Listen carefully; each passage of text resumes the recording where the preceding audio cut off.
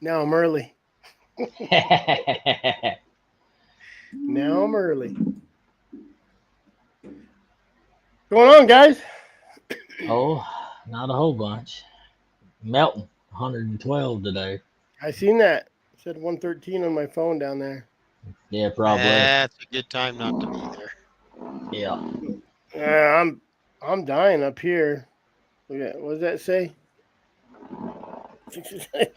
Yeah, that's about where we are right now, and we just got done with another rain. Yeah, I'm pretty jealous. It is about fixing to rain though here in a minute. Looks like, unless it changes its mind. It's been raining up here pretty much all day, on and off. Nice. So we got some moisture finally. Yeah, Jeremy says they're swimming. I bet. So if we're Arizona's getting rain, they're getting rain. So, so what's new? What's Yeah, new, huh? Derek's gonna get rid of every dog he has and move to Russia. I ain't moving to Russia. You got me. No, sir. No, Yeah, we sir. I got. do. I do like him Spitz dogs though. I'd like to get a couple more. Well, if you went to Russia, you could get some. Well, I no, if think I you went should. to Russia, I'd probably get killed, but they, or drafted. I think you need to get some like us to prove us all wrong. I'm trying. They're hard to get, and there's not very. There just ain't very many that are like proven lines. Alex has got the only proven line in the country, Well, and importing them costs so much. It's like you know, I found one out of Arkansas that I'd like to get, and I'd like to get one off Alex, but it's a little rich for my blood. I'd have to about halfway win the lottery. But there's one out of Arkansas I'd like to get that puppy, but I just got to figure out hauling, getting it over here because I don't There got you enough. go. I ain't. Cass River Ranch, West Siberian Leica. I know it. Yeah, he ought to Get come them, down Derek. to the rendezvous and catch a bear with him once he's got. Jeremy said get some mutts from the pound. Yeah, no thanks. That's that's Bone Piles. That's see Jeremy and Bone Pile. They're birds of a feather. See, Jeremy says all that, but he's got some expensive pups over his house. What has he got?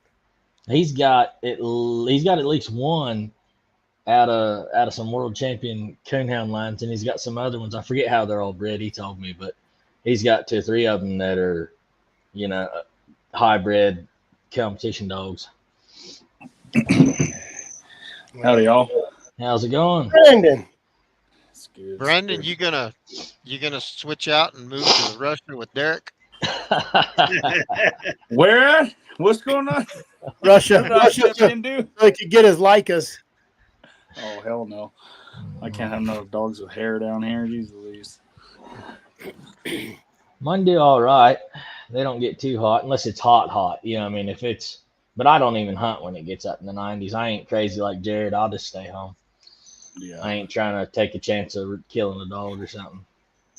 Yeah, I'm fortunate up here in the high country, even on, a 90-degree day, you can get out of, as long as the sun's not beating down, if there's not as long as there's clouds in the sky, you can still do something with it.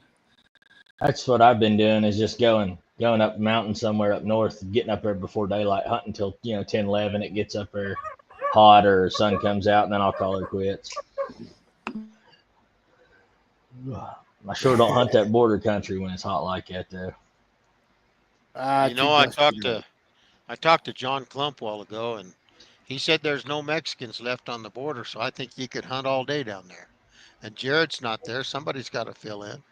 I usually hunt a bunch down there, but when it's hot, hot, I don't hunt down there. Like, get in May or August or something, which in August it ain't even open till the very end.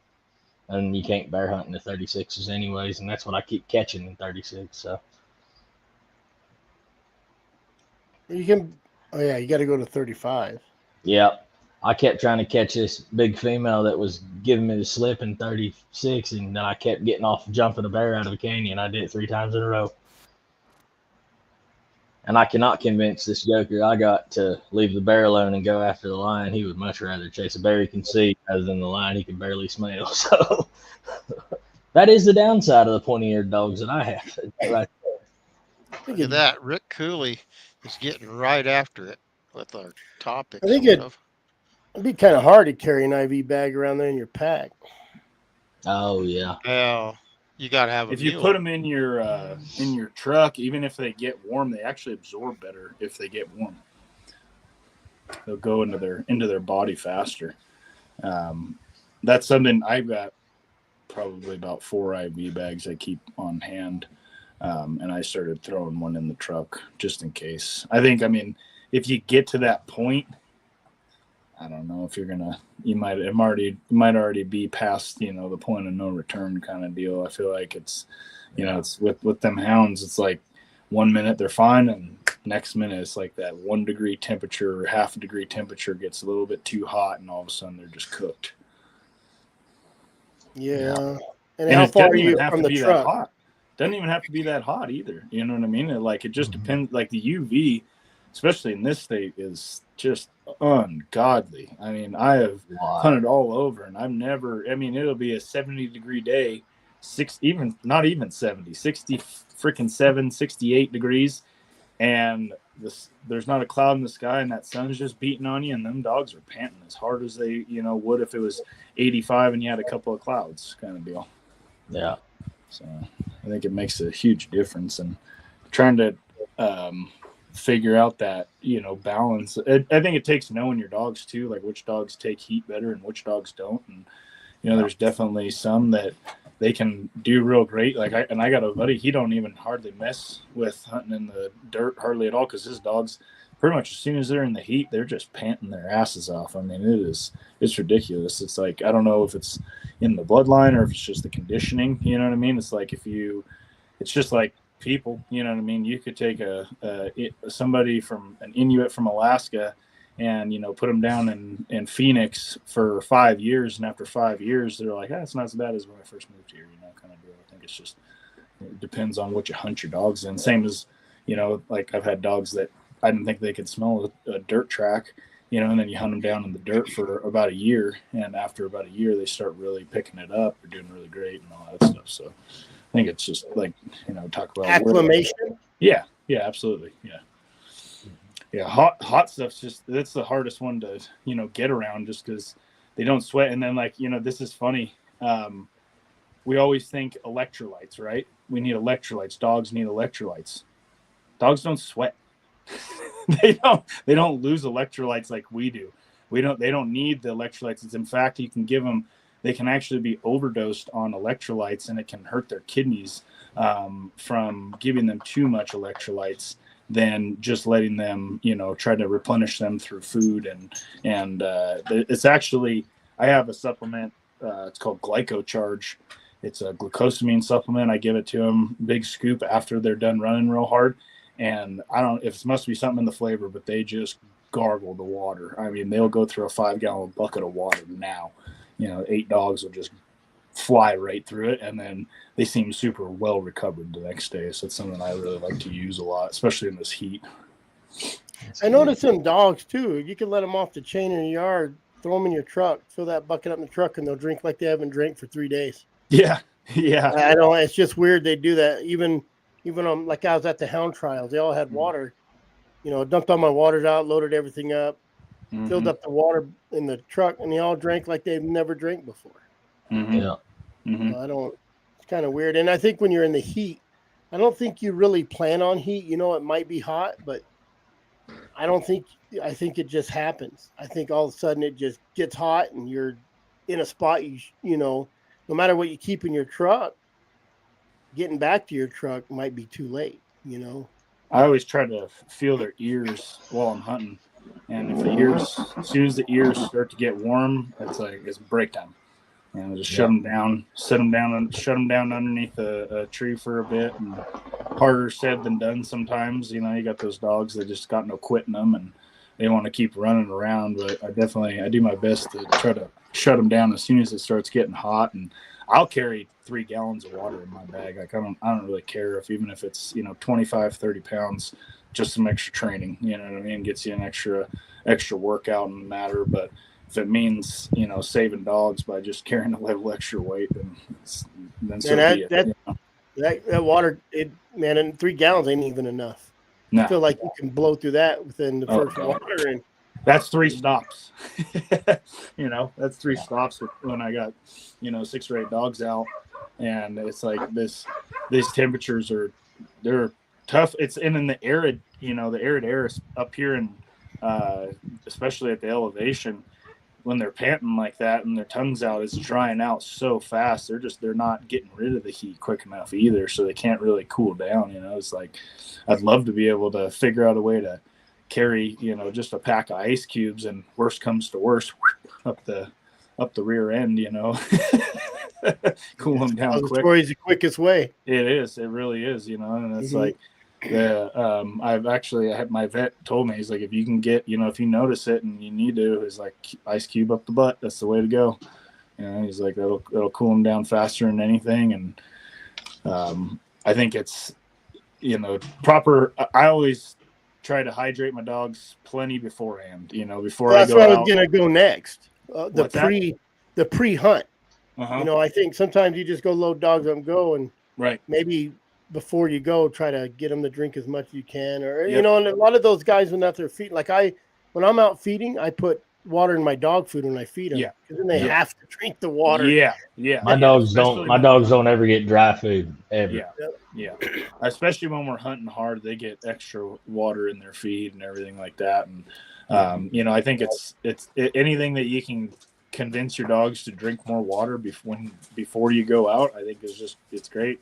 I mean, out here, like today I went out and checked a bunch of tanks that, just to figure out what's got water and what doesn't, because I haven't, in a little area kind of close to my house, I haven't checked in a little while.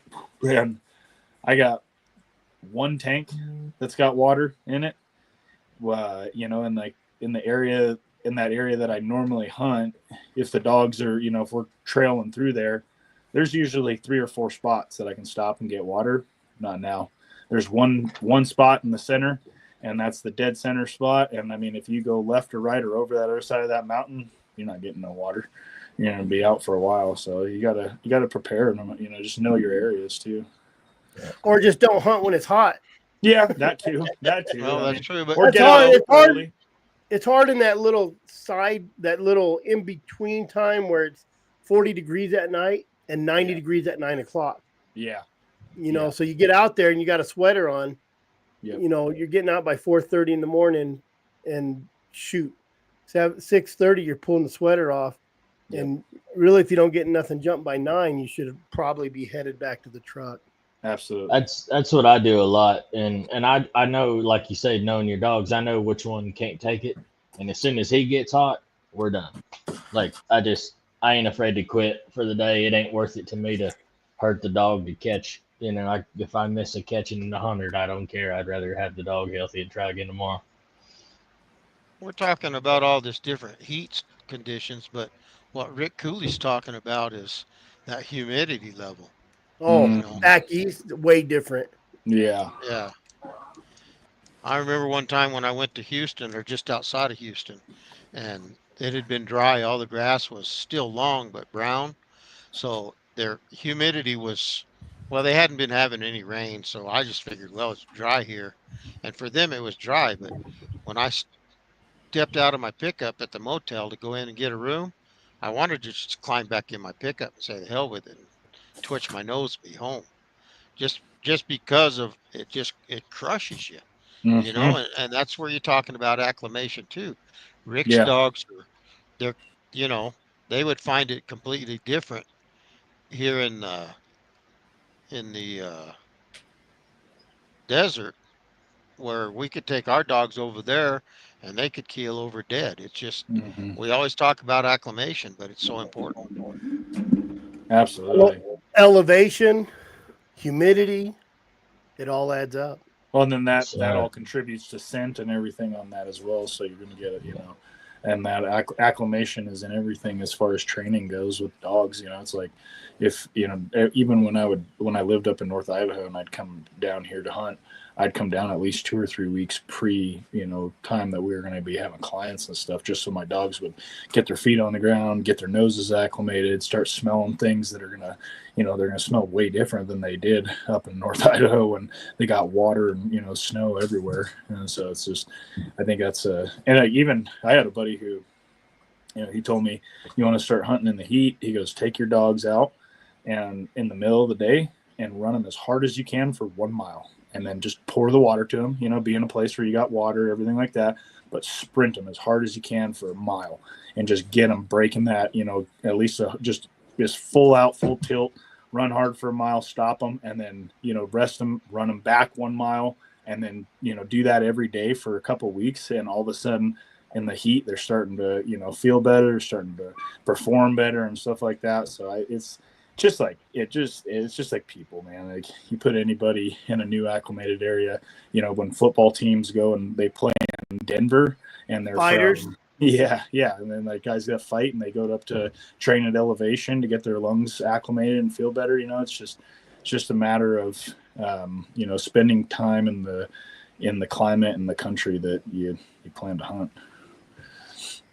I also think that training in the summertime for the fall, keeping that mindset while you're out hunting, of course it's important to, I think that, we all try to hunt a year round so we can keep our dogs as on their game, mentally and on the game and all that stuff. But getting them back into shape after sitting on their butt for 3 months is a whole different game than just at least taking them a couple times a week and getting their feet on the ground and getting some miles underneath them. Shoot, that's the same for the handler, right? Oh God, yeah. Ain't that TV all week. Yeah. Yeah. I think the best thing I used to do if I couldn't get out is go to the gym and get on that ladder climber. Mm-hmm. And that thing helped me out a lot, just on your legs. I have a buddy who he can't get out on the mountain every day, so he built a treadmill for his dogs out of carpet and on some wood where it's self-propelled. They push it. It connects them up to harnesses and they sit on there and they get going on that deal. He's got it at a little bit of an incline, so as soon as they're on there, the carpet starts slipping and they got to walk, and it works great. And he says it keeps them in pretty good shape when they can't run. Yep. I used to take old treadmills and just take the guts out of it kind of deal, so it just spins on its own, and you just run them on those kind of things too. Same deal. Yeah, my ex-father-in-law had a treadmill he built. Same thing, carpet, some rolls, and yeah. But he used to run them terriers, pit bulls, and get them all bulked up. But yeah, same thing. Rick Cooley, what you said there, that is true. They don't smell real good when they're too slobbery or when their mouths are dry. So what I do is I keep water all the time, but I train on my dogs. I'll spit water in their mouth kind of whenever they're needing it, and that'll help them kind of get their olfactory a little wetter. Yeah. Can't smell out your mouth. So, what I mean? It's like if they're just sitting there panting their asses off, they can't get a good smell, especially, in this dry stuff. Or if you're I always try to wash their noses out too, sort of thing, like you're talking, and give them a good rinse on these when you get on those real powdery roads and stuff like that. Caked up. Powder kind of stuff. Yeah, it's like baby powder. It just gets all concreted inside their nose there. Or if you go through a burn. Right. Kind of thing, yeah. Yeah. Yep. Stay out of the heat. So, as much as you can, anyway. It's hard not to get sucked into it. Of course, that's what we're talking about tonight, kind of. Summer training tips. Yes. Summer training for what? Cody. Keeping them in shape. Cody's still hunting bobcats every day. Oh, his dog's used to it, and they can hunt all year. Well, but it's like he said that somebody told, one of the old guys said, well, Cody, if you're hot and those dogs are hot, don't you think those bobcats get hot? He went to hunting and he has 10 and 15-minute races now instead of 2 hours. Yep. But he lost a dog the other day because they got bit by a big rattlesnake, and the dog was overheated when it happened. So that's going against him too. Yeah. Yep. Yeah. There's always that risk over reward. Risk over reward. You got to balance it. You know, if it's juice is worth the squeeze, and you know you feel like you're going to benefit from it, and some guys, you know, have enough dogs that losing one, you know, isn't going to hurt the entire pack. And you know, being out there is probably going to help the pack get better. And so, you know, you just kind of got to weigh the odds, and you got to know where you're hunting, and know that's what I love about being in the high country is I have, fingers crossed and knock on wood, never seen a rattlesnake up here. So they've got. I don't get much rattlesnakes up here. Yeah, either. I know a guy who's lived up here his entire life. He said he's seen 2. I've seen one out. One. Yeah, I've only seen one. Yeah. That's why I don't go down, you know, toward Maricopa or nowhere like that and try to chase coons, because it ain't worth it to me. Yeah. One snake bite put me out of business, you know. Yeah. Well, Jared killed like 18 in August last year, I think, or something. Yep. So, you know, when I started seeing that, I'm like, yeah, I'm good. And we pulled up to his kennels one time to go feed, and I had the diesel running, and he starts yelling at me to shut the truck off, and we can hear some rattling going on, and run over there, and he had some plywood that was kind of leaned up the back of his kennel, and he had I think had 7 rattles on it, 7 or 8 rattles on it, big old sucker, wound it up right between the kennel fencing and the plywood, right there in the shade of that deal. And it was just hanging out in there. I was like, man, we got the dog out of there, and luckily the dog didn't get bit or nothing, but it's like, that's a scary deal. That's something new to me, is dealing with the snakes. Yeah. Yep. Well, how else do you keep your dogs in shape during the off season? We're not lucky like Texas can hunt them all year, or New Mexico. Yeah. Feeding them different, that's for sure. I tune down my feed down to a lower protein feed. And especially running in the heat, you know, it's like, I don't think it's good. I think I tune it down. I think I'm running a 22-12 right now. Because of the, you know, that high protein feed, everybody wants to feed that, but some dogs, it'll just cook their kidney, especially those older dogs out in the heat. You know, you get them running that hot food, and they just can't handle it, and it burns them up faster. So I think, you know, especially when you are running, trying to keep your dogs in shape during the summer, consider tuning down your food a little bit. I feed the same all year, but what I'll do is kind of like what you were saying. I'll take them out and just get them moving in the hot, and then put them, which mine live inside, so they're out, get burned out, you know, run their laps and chase the whatevers, and then bring them in, water them up, put them to bed, and then they take a nap, and it's all good. I just try to keep them from atrophying from laying around for 2 months. I don't know. Right. The other thing I'm focusing on is, you know, other than training, is you know, breeding program stuff, like breeding dogs in the summer, in the off season, when it's not, or springtime and summer and stuff like that, when it's not cold, you don't got to worry about, you know, puppies freezing or anything like that. I love having a litter during the summertime, and you can have them and they can be outside all the time. Don't have to worry about, you know, having to regulate temperatures as much. I like to, and then, man, and you can't do it. It never happens, because once you got some females, they all come in, they'll bring each other. All of a sudden, like right now, it's like a garden. Everything's sprouting at once, you know, and if you can breed them at a good time, like right now is not a good time to breed for me.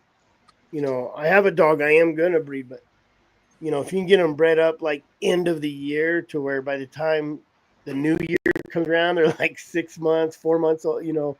Yeah. That's perfect. But it's so hard to, I wish you could just give a dog a pill and it come in heat. Right. Well, my problem now is I let my male in with that female for the last 3 days, and now he thinks he gets dessert from now on. Yeah. He's all wound up tonight. He's like, what the hell?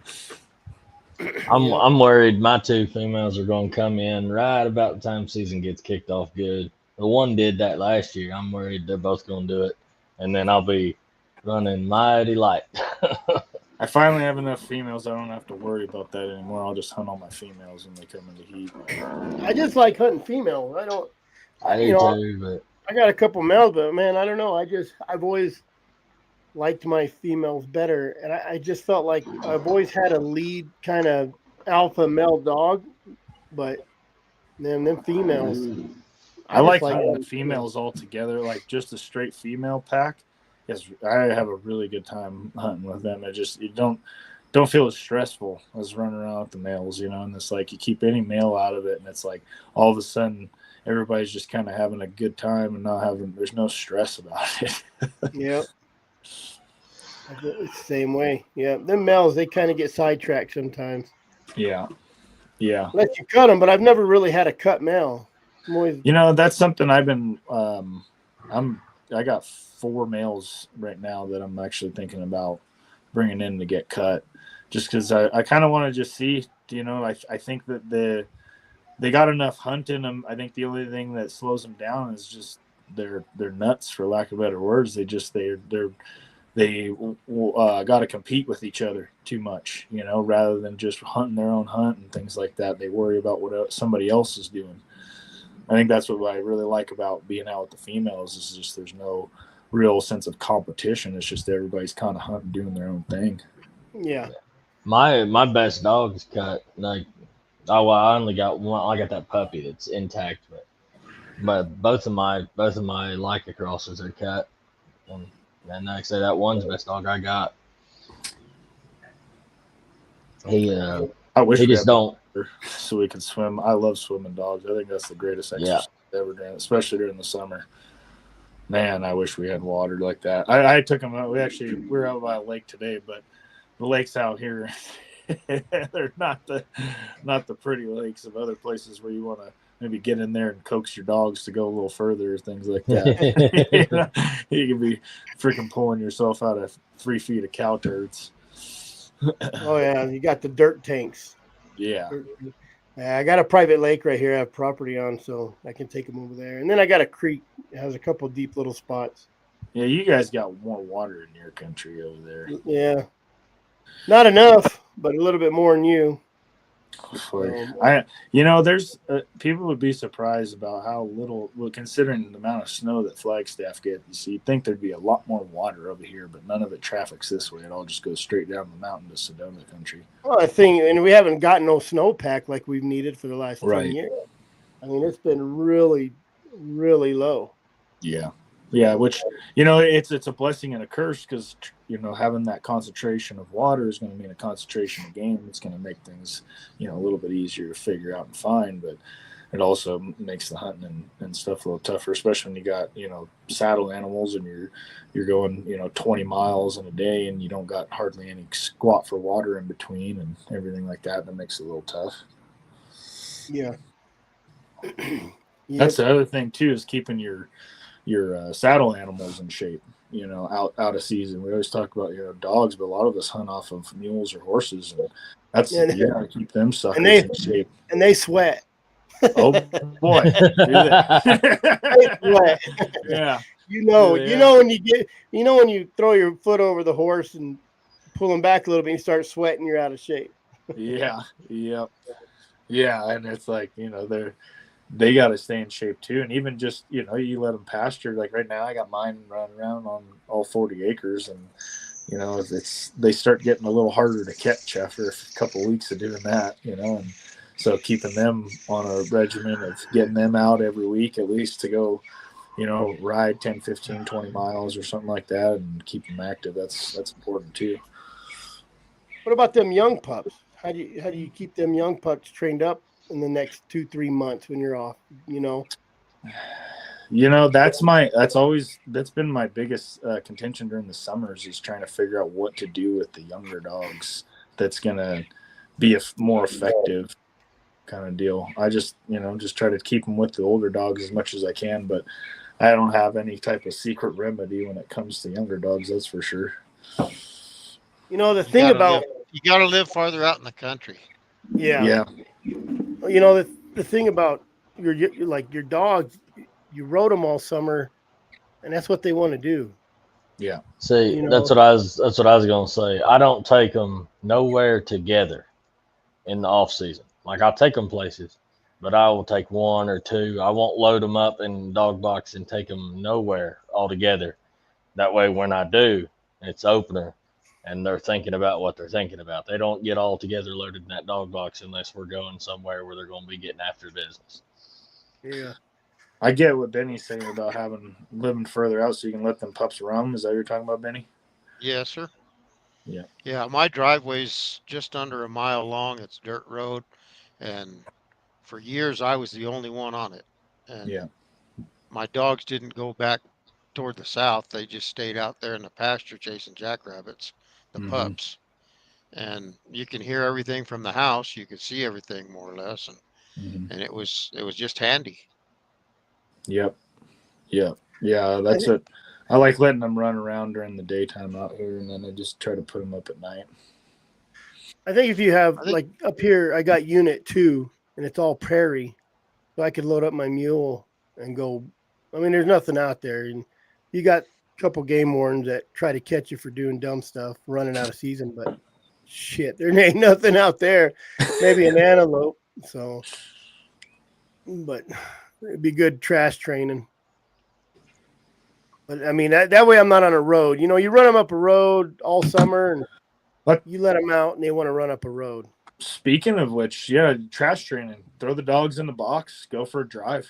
I mean, even this morning, I had porcupine, mule deer, elk, some those big fox squirrels, different shit, all over, random things, driving by, just going for a drive, and they see it all, they smell it all, if they make a noise, they learn a lesson, and I think that's 90% of the puppy training stuff at the beginning is just association, just letting them learn what the world is, because it's like if you just like a kid, they don't know anything. You give them a new thing, they get excited about it. A puppy sees a porcupine run across the road for the first time. He's gonna go, oh, ooh, I want to go chase that thing. They get all excited and they get all wound up, and I think it's a good thing because then at least they have some drive. But you want that drive focused at some point. Well, it's a good time to take maybe just a couple pups out at a time. You see that deer cross the road, let them out. Right. Let them hit that trail. Right. Let them know that's a no-no. Yeah. Yeah. And I try to start taking, my couple of my oldest dogs with 2 of my youngest dogs, and just take them out and just let them just follow them around. Take, 3 or 4 dogs total. Let them follow those old dogs around. Let them smell what they're smelling. Let them figure out the dogs that are going to cause absolutely no trouble and they're kind of slow that they don't want to get too far in front of you. Let them follow those guys around, and I think that's a really great way. I mean, that's a benefit to having an older dog that you can train off of, and I think that's something that, gosh, when I was first starting out, I would have done a number of things to get a dog that could have trained all my other dogs, because what a pain in the ass. I mean, not pain in the ass because I love doing it, and I look back to it, that's what sparked the drive and got me going in it all. But you run through a lot of headaches trying to figure that out on your own, and especially during the summer when you're just doing some training things here and there and it doesn't go as well as you think it's going to go because you think more than what and that's I think that part of training in the summertime is training yourself too, like we've talked about, going on hikes through areas looking for sign, just getting out. And like today, I left the dogs in the box 90% of the day today, and I just went and checked everything, walked around, walked drainages, walked spots where I thought maybe there's a couple spots where I was like, I've always wondered if I wonder if there's a line up there. And I just walk up there, check for scratch, check for something, and if there's nothing, go back down, and worst comes worst, I get a good bit of exercise out of it at least. So I think those buggies, that's what them side-by-sides are great for. They should be utilized all summer. You should have them dogs out every day all summer just doing that, what you said. It's so easy. That's what everybody wants to hunt all year. It'd be nice, but I tell you what, you got those 2 months. You should probably take advantage of those 2 months you can't hunt to get everything else ready for a hunt.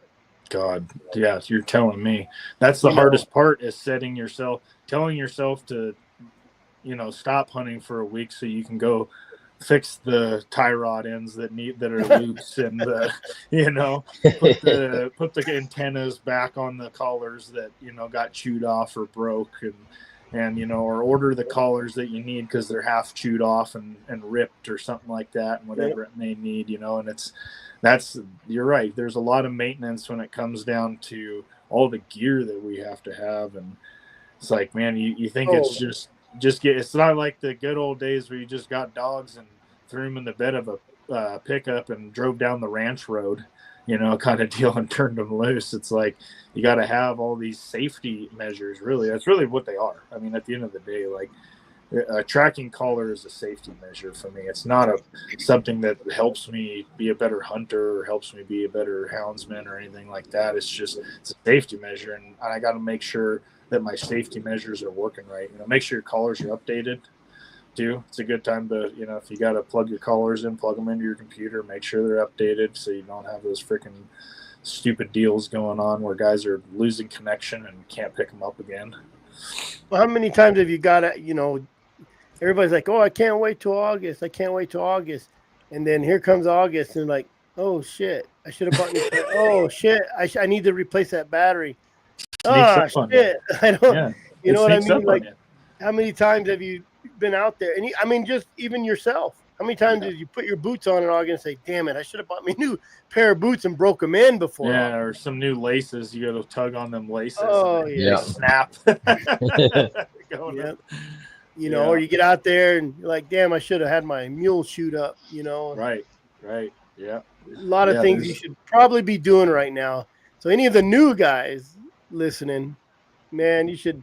Maybe I'll have to put it together, some sort of checklist, and put it on our website.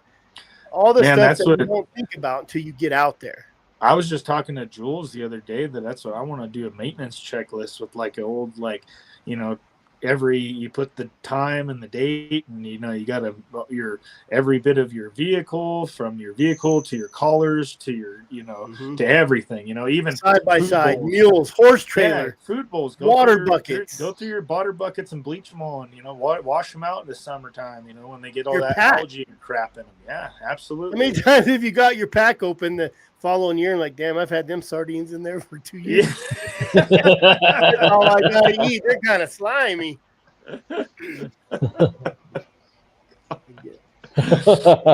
Yeah, that's your medical bag for your dogs.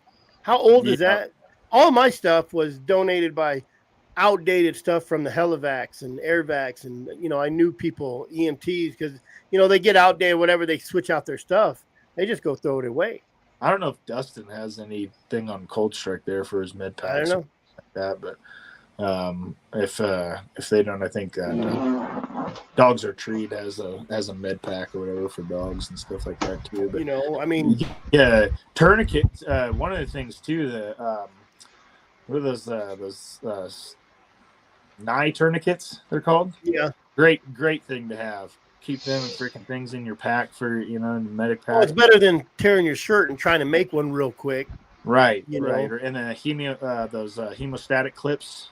Mm-hmm. Those are great too. If they get their jugular vein nicked, you can grab that and pinch it and stop the bleeding. Those are fantastic things to have.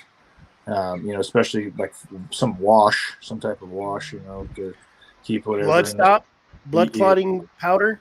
The light things, the things that are going to get you out of the field are the most important to put in your pack. Don't put Band-Aids and crap in there. Like, I think, maybe keep a good, big ace bandage. Yeah, keep a big vet wrap. I think better. Well, but if you keep an ace bandage and then vet wrap, and then you put the ace bandage, you can hold guts in and everything. Or even a plastic bag. If you get keep a garbage bag in there, and you put vet wrap around that, you can hold the entire guts in with that freaking thing. Sugar? What is sugar? What are you using sugar for? Are you getting? I know. I'm curious. Yeah, like a blood stop. Sugar will stop bleeding and kill infection. They used to use it for battlefield treatment before antibiotics were invented. It'll clot blood and kill and fight bacteria.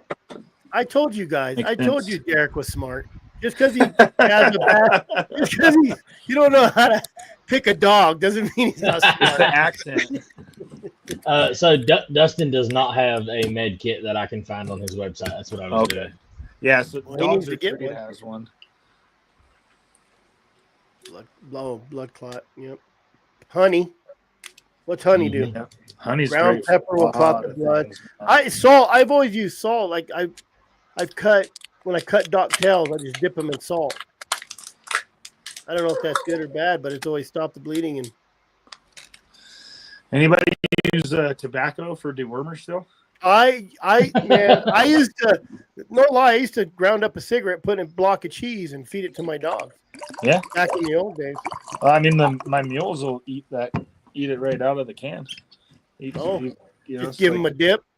Yeah, you get that like cheaper freaking chew. They love that crap. Mm-hmm. I use diatomaceous earth, sprinkle on the kibble. Mm-hmm. Yeah, deworming, that's important. Get your dogs vaccinated. You know what I mean? The vaccines that you need for your wherever the hell you're at.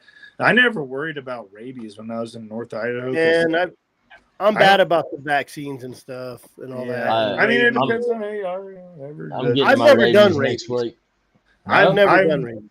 I've never done rabies either because up in North Idaho, there was no cases of it in that area ever. So I never worried about it when I lived up there. I have heard of some cases of rabies down here. I mean, I don't know. I don't know many guys that do rabies vaccines in the hound world. Honestly, Benny, did you guys give rabies when you were running dogs? I did in Arizona. The vets in New Mexico have the deal all sewed up where you can't do it yourself. You can't order the vaccine and all that. And I have a real bad attitude towards forcing. So I never did. That's kind of how I feel as well too. It's the same thing as I don't like the fact that you can't buy it yourself and you can't administer it yourself. We're one flick away from not being able to get parvo vaccines. It's like, you're right. Yep. And then the problem about it that I have is that they charge you an arm and a leg they want to charge you $100 just to touch your dog. It's like, well, I can touch my dog until I know him way better than you do after touching him for 3 minutes, buddy. Promise you that. If you guys do want to get rabies in Arizona, I got the hookup $25 rabies shots. Sweet. So, perfect. The giving them is not the bad part. It's when the county shows up because your neighbor's an idiot. Yeah. Some people have to deal with neighbors and they show up and you don't have that piece of paper or a vet that will give you that piece of paper. They do them down in Williams every summer. They do them down in Williams for like $20, I think, a dog. It's like everybody bring your dogs in, you fill out some paperwork and you bring it. I thought it'd be pretty hilarious bringing 23 dogs down there to bring out big game chain or something. So what you need to do is find somebody that's on welfare and has like EBT or that, because they do a lot of those clinics. Yeah, but you have to be low income. That's right. Yeah, I just find somebody. Spay clinics too, because the spay and neuters are getting insane now. That's what I was gonna say. The neutering. Just find someone with the EBT or welfare stuff, and then have them take a dog in every once in a while. Go find one of those guys sitting on the corner that's begging for money, and just tell them bring your dogs in real quick, and you go buy them a steak dinner and give them $50. give them $50. Go buy some fentanyl, because neutering is like, how much is neutering? Like what's that neutering? Now? It's at least about $320 in a lot of places for neutering, and it's getting up in the $4s for spay. Yeah, I know a guy who does it himself. Like, it's not hard. For these males that we had done we got their boosters while they were in there because it was just cheaper to add them on than go buy them once you were getting them cut. But it ended up costing us like $500. Yep. Like per dog, because you have to do an examination, and that's a $250 fee, right? And all that. Because you guys are going to the wrong vets. These sons of bitches that they're just like the car dealers, the car mechanics that have a flat rate. That's all a bunch of horse shit. Find somebody that'll take care of you and understands what you're doing and doesn't think that they have to retire or take a cruise after every. I've got a pretty good vet. It's hard to find those guys anymore. It really is. It is, but they're so regulated now. I have driven 300 miles to support that kind of vet Yeah. because it supports me as well. Yeah. Oh yeah. Yeah, I've been very fortunate. My vet he gives me extra antibiotics. He gives me extra IVs. He'll pretty much do anything within logical reason that he can do. But he even told me, he goes, man, my hands are just getting so tied nowadays. He's like, I would love to just give you everything that you're asking for, because he does understand, and he sees, how we do take our dogs in when they are injured or they're sick or anything like that. We're not just neglecting them to the very last minute, and he sees that, but he's like, my hands they're just getting so tied nowadays with all these regulations. Yeah. They're so scared to lose Thank their you. damn license. Thank you, Dr. Fauci. Yeah. Yep. Exactly. Right.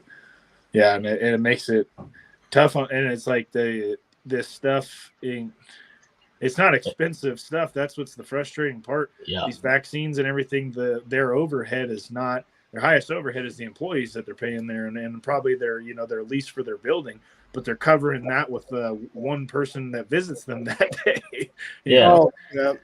Yeah, Charging $300 for a $2 shot. Absolutely. Yeah, it's robbery, and it's kind of it's pretty sickening, and especially then that pet insurance stuff is a whole other racket.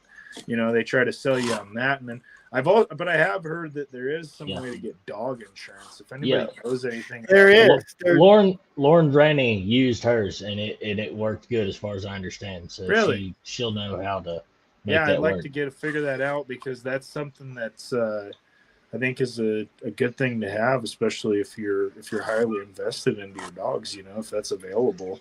Yeah. Unless I'm misremembering what she was telling me, I'll talk with her tomorrow or later or something. Or if you watch this, Lauren, let us know. Yeah. This is where they'll get you right here is public lands. That's where they'll get you, and they'll do that. Oh well, you're hunting out where it's public lands, and you're gonna have rabies shot. And I think I really think you should get all your vaccines. I've seen adult dogs get distemper that had their shots in their puppies. I've treated dogs at Parvo that 4 or 5 years old, that had their shots as puppies. And I think it's a good idea for no more than it costs. The rabies is the hardest part, but the problem with the parvo shots and stuff nowadays is don't go get them from your Tractor Supply, because you got little Jimmy, who's 14 years old, who gives two shits that he left them out of the freezer for 4 hours while he was in the back doing something, whatever, and so then he just goes and throws them in the frickin' fridge, and you go and buy that crap, and you shoot your dog up thinking, oh yeah, it's safe, and nope. Then 2 weeks later, your dog's crapping blood. So you guys in Arizona, do you have to go through a vet to get your rabies vaccination now? Yes, sir. To have it certified, yes. You can order and give them your shots, but yes. Yeah, I never cared about certification. I said, if I want my dogs to be covered, I'll cover them. But whoever doesn't like it, they can pound sand. But I've just always had that attitude. You can order rabies without a prescription? No, you cannot order it online anymore without a prescription. Yeah, I thought that you have to find very select sites or somebody that knows somebody, kind of thing, to kind of like Eric's talking about, because it's not. Yeah, I've tried it. I've tried looking all over the websites because I order all my stuff through Revival Animal Health, and you can't order rabies directly from them because Arizona is one of the states you can legally possess it and you can administer it. You just can't get a certification for it.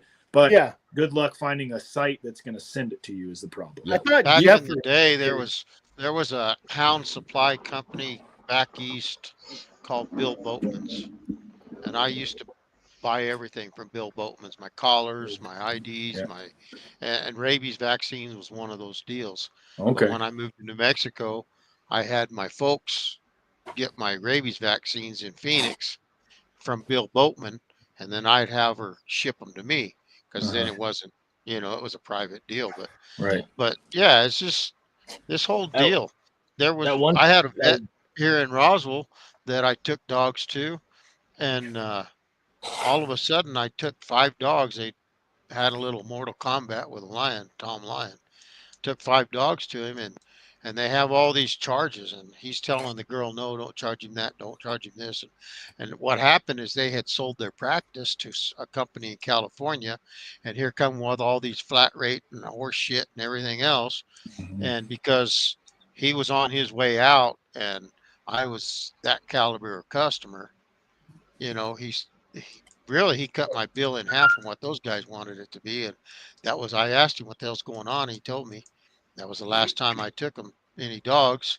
And he went to work for a young man that he apprenticed in the vet deal. I guess they have to serve a little bit of time with a vet before they can get their license. And so, and this guy's all the way over by El Paso, Texas. And I drove all the way over there to do business with those guys. To hell with all these other people. Yeah, almost every clinic's been bought out by now. These multi-billion-dollar corporations, they offer people so much money they can't say no to it. And they sell their practice and they get to keep running it. And it's wild. But old boy there said that they can get rabies over the counter in Arkansas. So you may have to make us a run and go pick up a cooler load. I know you can order it from Jeffers, and Arizona's not on the restricted list, but I think you have to have. Have you tried Jeffers? I have not. What? How do you spell it? Jefferspet.com. Jefferspet.com. That's where I used to order stuff. I mean, I'd order now, and it just says this item cannot ship to Canada. A, B, B, C, M, B, N, B, L, T, N, T, N, C, S, K, Y, T. Just says requires veterinary authorization. But I don't know what you that have to is. have a note or a letter from your it's a prescription. Yeah, it's not that you can't do it. It's just if you'd have to find a vet that's willing to write you a note that says, "Hey, yeah, I'm gonna go ahead and get all this stuff," and that's fine. You know, it's like having a prescription to go to your pharmacy and pick up your drugs. The same exact thing. You can't even order like VetRx and stuff. You can't even order fluid bags without a prescription anymore. Yeah. I used to order 5-liter bags, and you can't do it no more. Now you got to have a prescription for the shit. Yep. So I just get the people bags, you know. And they charge you about $100 a bag at the vet too. Oh yeah, for a 1 liter. For a 1 liter, they'll charge you $100. It's insane. You can get them the thing. You just smile at a nurse one time, she'll give you 2 or 3 of them. or no EMS guy. You know, hey, haven't you, Derek? Haven't you learned anything from Chris's past? Smile too much. You got 9 kids and twins. No, you just gotta smile just the one time. See, that's where he messes up. He keeps smiling, and then he's on kid number 13, wife number 7. It's a bad deal, you know. Well, it wasn't kid number 1, 2, or 3, or 4, or 5. It was the doubles that got me. Yeah, you do got two sets of twins, don't you? You see that? He ordered it. Cass River ordered it from rabies from Jeffers a couple weeks ago. Yeah, I bet you just have to try to order it and see what they ask. Yeah, just try to give it a go. But I haven't ordered rabies in a while, and I mean, it's Novavax too. It's a good vaccine. There's a bunch of them on there, and some of them come with tags. You can order tags with them. Yeah, Novavax comes with it, with the badge number. That's Jefferspet.com. Yep. And then Anderson said he has insurance. Dang, it's $27 a vial. That's like less than $3 a dose. Huh. That's 10 doses for $27. That ain't bad at all. For rabies or for parvo? For rabies. Okay. Parvo, you can buy the 100-pack or 50-pack, right? Yeah, you can buy the multi-pack for sure. I've got the whatever it is. It's like 20 and 20. You mix, you got 20 of the things you mix together kind of deal. Yeah. That's usually what I get. Yep. Well, there you go. There, maybe Jeffers will sponsor us. There you go. They should. So back to the subject. What do you do in the off season? I must have done it wrong. I parked my dogs for the whole summer, and I parked my mules unless I went to work cattle. And I got them out and started legging them up while I was hunting them. I always fed the super high energy dog food, year round. I I do fed them too. very little. I fed them more when I was hunting than when I wasn't hunting. And if I had a dog that I couldn't keep any meat on, I'd go find him some. I'd talk to a butcher, a private butcher, and I'd make a deal for some meat scraps. You talk about putting some weight on a dog, you get some meat scraps. Good luck doing that now too. You can't even It's do dude. that. I know a It's guy. it's illegal for those butchers to give you any of their scraps now. And if you know them, you can still get them, but you got to know them very But you well. can buy it. You can buy it. Yeah, but they charge an arm and a leg for it. For the stuff they used to get at the grocery store for a $1.50 for a 6-pack of those bones, they want $18 for them suckers now. You want to know why? Because of Scottsdale. Yeah, because everybody likes bone marrow stuff. All those hoity-toity people. Yeah. You know, I had a girl that worked at Bash's butchering, and they'd always trim off the fat. She'd just throw it in a bucket. But I said, well, yeah, I'll take it. So she used to grind it up for me. Yep. And just I'd get a 5-gallon bucket a day, man. That stuff's the best stuff ever. You know, but you know, when I'm butchering all my elk and stuff, my wife just said, you know what? How about we clean out our freezers and you just keep that little freezer for all your damn dog food, because there's more dog food in there than there is anything else. You know, I'll put it in like 5-pound bags, or you know, when I go hunting, and I don't think there's nothing better to keep them dogs hydrated and, you know, energied up than a handful of whatever meat I got. My butcher does these little 1-pound packs. They're $2.50 a piece of all of his scraps. He gets like a good even bit of organ meat, muscle, tendon, bone, all that crap. Grinds it all up and puts in these little 1-pound packs for $2.50 a piece. And I usually keep about 100 pounds of that in my freezer. And during when we run hard, I just give each dog a half of a pack of that, and plus their food. That's what I always like to do with my sled dogs, is like about a half-pound chunk frozen. Just give it to them froze. Yep. I love it. And now if I could find a place to get the ground meat meal down here, I would do that same thing. I'd keep it in the cooler, and I don't do it when they eat though. I do it like post hunt, or like, you know, snack at a different time. So they get a little, you know, get back to camp in the middle of the day. Brandon, I'm gonna guess that's Jared's dog. Is that Jared's dog barking? No, those ones are quiet, actually. Really? It sounds exactly like his stupid red dog I got. I just a little bit ago, I heard it barking and I muted and said, "Shut up." And then I realized it was on the screen.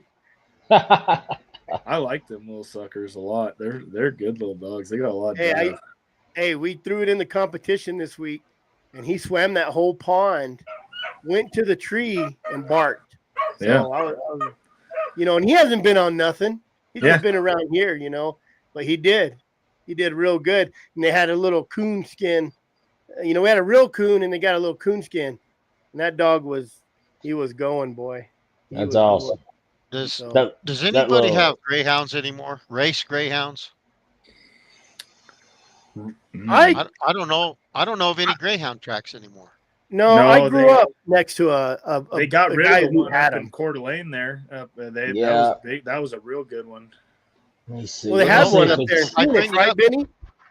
Yeah, they used to. But you know, Joel Garnett over here at Tucumcari, he raised greyhounds professionally, and they had I don't really remember what kind of meat it was, but they had a super high protein meat that came in a box.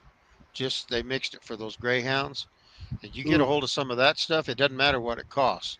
A little bit goes a long way, because that's what they fed those dogs. Right. Just specifically that meat. And when you're trying to put weight on your hunting dog, that stuff will put it on right now. So here's a good question right here. Alabama, Arkansas, Iowa, Texas, West Virginia. That's the only place it's legal. It is legal, or isn't? It has they have active tracks. Alabama, Arkansas, Iowa, Texas, West Virginia, the only states with active dog tracks still. So so what you're saying is I wasn't sure if we were talking about dog tracks or cousin kissing. I wasn't sure there. You said a lot of crazy states. Oh no, cousin kissing is legal back there. I think that's legal in all those states too. You know, those animal activists, they get crazy and they shut down a track that lets dogs do what dogs are bred to do. Are bred to do and want to do. Yeah. You know. Yeah. So idiots. This question from Richard Fight. You know, I don't know. I never worried about cutting a dog until he was 6 months old. Yeah. But I won't cut him. I'll throw this out there to the audience. You know, from a veterinary standpoint, you should not cut a dog until he's fully developed. Like technically, like if you don't want to take nothing from him, don't cut him until he's knocking two.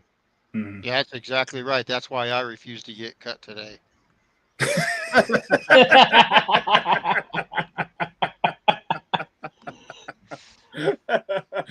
only one here of us that needs cut is Chris.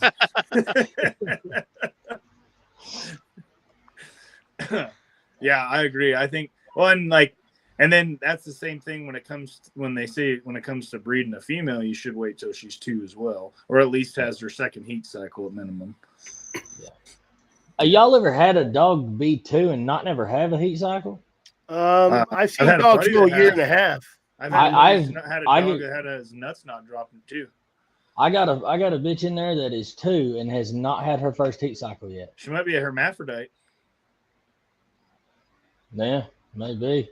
Did you guys see that post of the black and tan and that red bone dog that got somebody ditched down in Buckeye? No. It was we got kind of tossed around on Facebook on the hound stuff, but I talked to the gal who went and picked him up, and the red bone, unfortunately, got hit by a car or something, so they had to put it down because it had broken femur and legs and everything. But the black and tan was actually a hermaphrodite. So I'm guessing that somebody bred some dogs a little too tight and didn't have the stones to do what was necessary, and just ditched them out in the middle of nowhere. But first time I've ever heard of a hermaphrodite dog before. Yeah, I never heard of that. I got a strange deal going on right now with one of my females. 2 of her tits are swollen. I mean, and she ain't just come out of it. She had a heat about 3-4 weeks ago, I think, when she came out of it totally.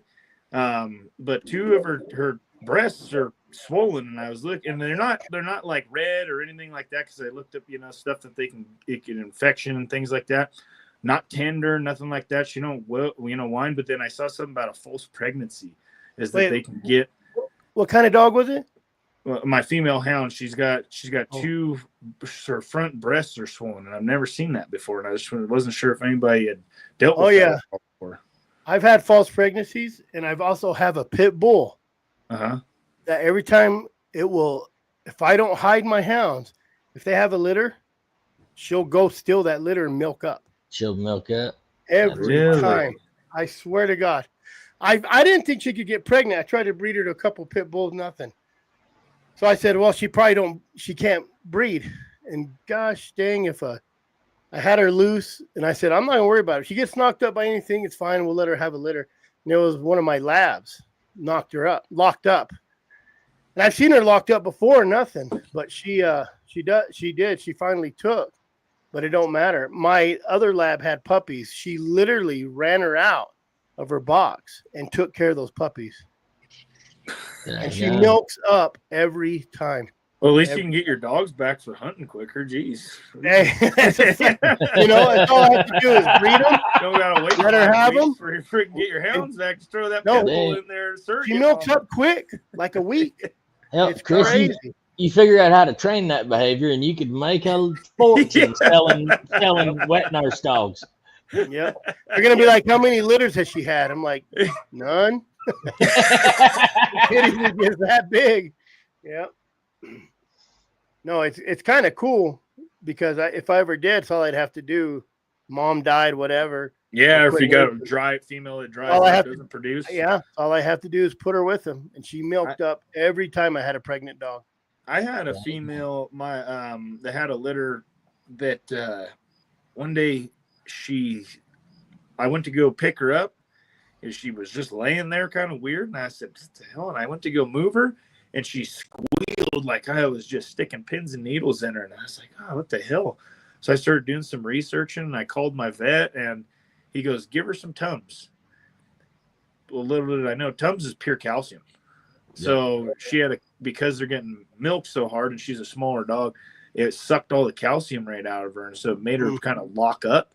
And I give her Tums. I crushed up one Tum and waited about 3 hours. She started getting a little better, crushed up half another one. And about an hour later, she was just back to normal. Everything was just fine. Wow. So, yeah, quick little piece of advice there. If you ever have a female that looks like she's locking up, give her a Tums or two and should be squared away again. Just calcium deficiency.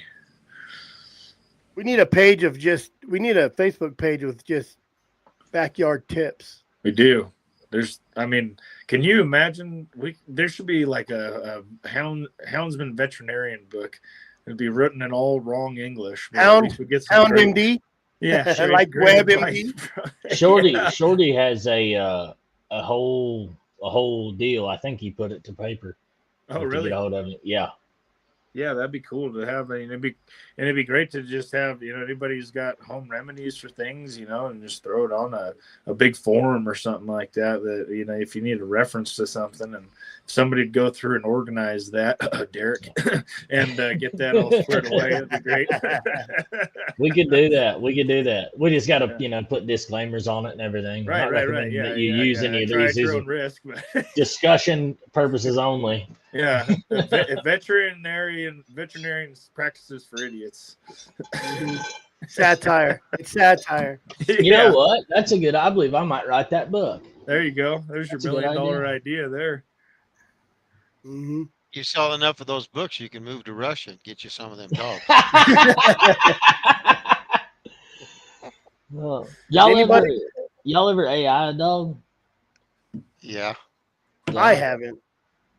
I haven't either. Yep. How did it just turn out? fine too. Yeah. It worked fine. I took the mail that I wanted collected for that. I took them both at the same time, and I learned a lot. And after that, I didn't have to pay the vet to AI anymore. There you go. Of course, you don't want a bunch of kids to standing around while you're collecting your mail. I think. Has anybody ever banded males? I've never banded a male. I don't know that you can ban dogs. Not on a dog. You can. I've heard of it done. You can. But after watching my goat get banded about 10 years ago, I don't think I could ever do that. I don't have the stomach for it. Yeah, I banded a bull one time and it got infected. Yeah. It didn't finish out and I had to end up cutting it, but then when I cut it, I had to burn it because it was horrible. It was a horrible deal. You need to do it in the winter time. Yeah. Well, there's no infection and heat and everything like that roaming around all over the dang place.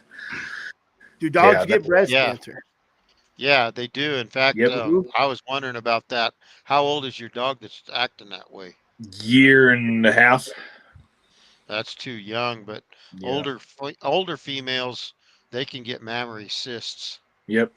Yeah, that's what I thought it was the mammary cysts in there. Their mammary glands get all buggered up, and then they can form into cancerous cells, I guess.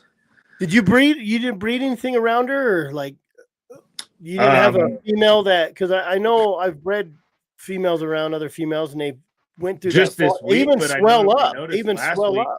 Well, last week it was just one, and I thought maybe she just nicked it on something. I thought maybe just going through a barbed wire fence or something, maybe caught a nipple or whatever. And then I noticed today she had both of them were swelled up a bit, and I just thought, that's a little interesting. But I do know one of the guys I used to hunt with, he had a Walker female that, God, she had lumps all through her like all those mammary cancers, and it was swelled right up, and it looked rough. You could tell it was cancer. Unless she got bit by a spider, maybe, and it swelled up, and it kind of went into the. I lost a top-notch dog. She was, I guess she was probably 8 or 9 months old. And she was already a made lion dog, and she had cancer, and it was in that mammary area. And I was brand new to that kind of stuff, and I didn't pay Yeah. attention. Yeah. Took her to the vet, and he cut it all out and sewed her up, and I loaned her to a buddy of mine for a year and a half, and he said, "Hey, there's something wrong with your dog," and I went and picked her up, put her on the back of the pickup where I could look at her, and everywhere that vet had cut and sewed it back together, it never completely grew and bonded. It opened up, and it was that cancer. They never got everything out, and so the best years of her life she spent hunting with a buddy of mine, because I put her down after that. It's not worth it. Yeah. Yeah. Yeah. And she was when I put her down, she wasn't quite 3.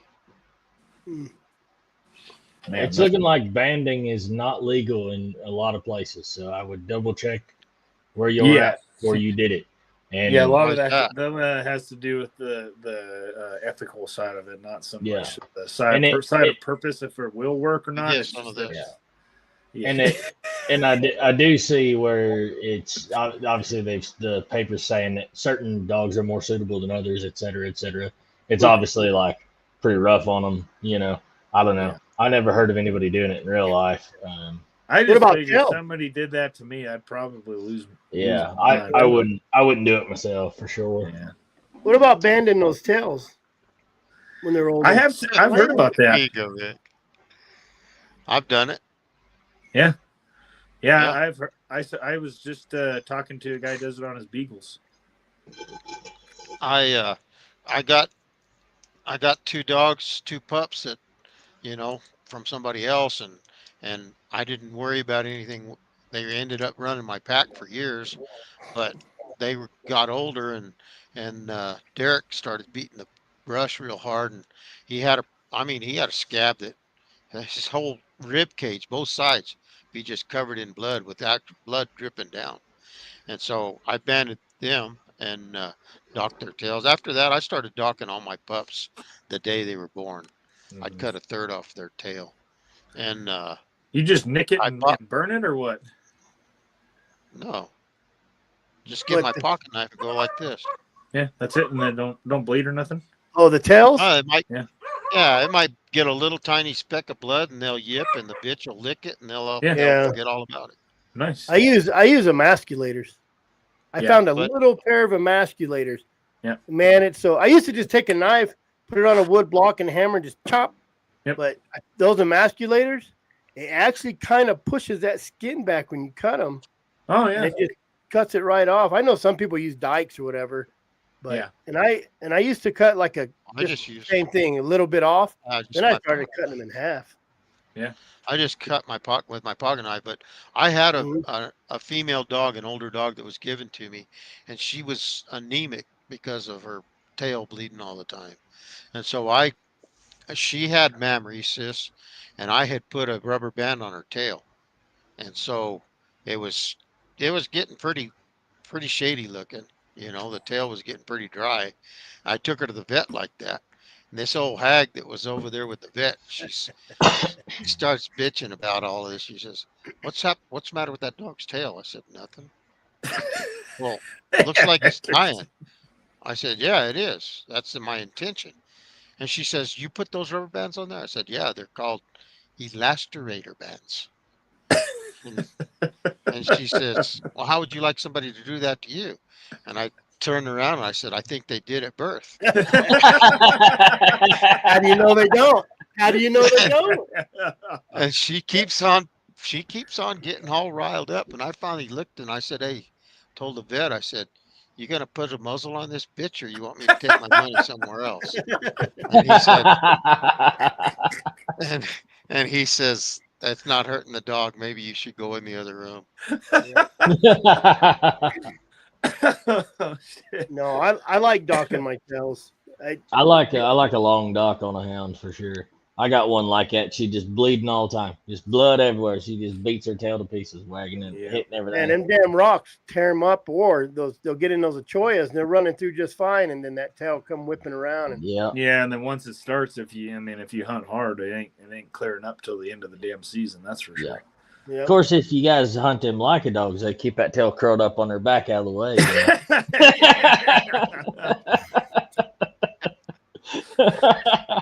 I heard that's just for easy access.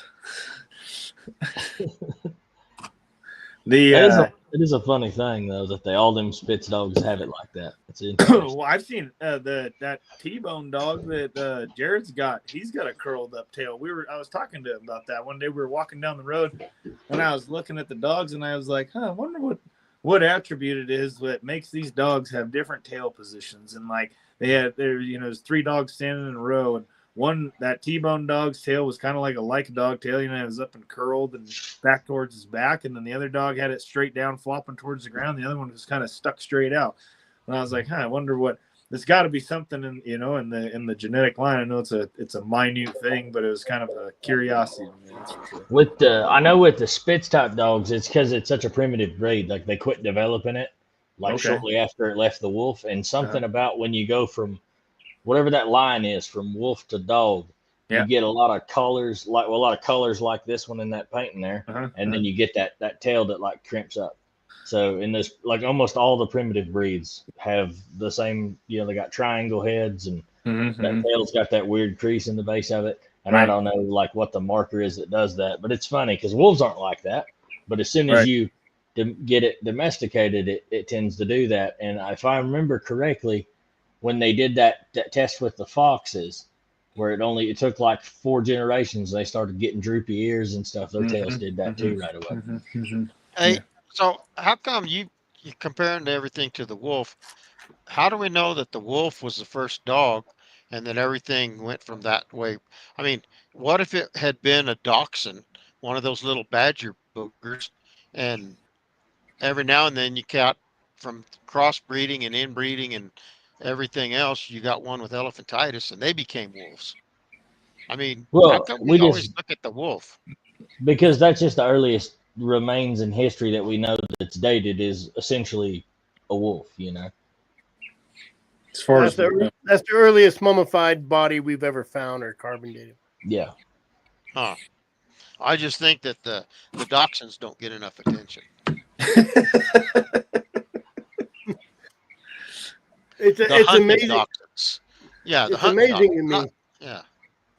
Well, I mean, all these dogs these days, the dachshund, everything had a job. Terriers, and now even labs, they're just all pets now.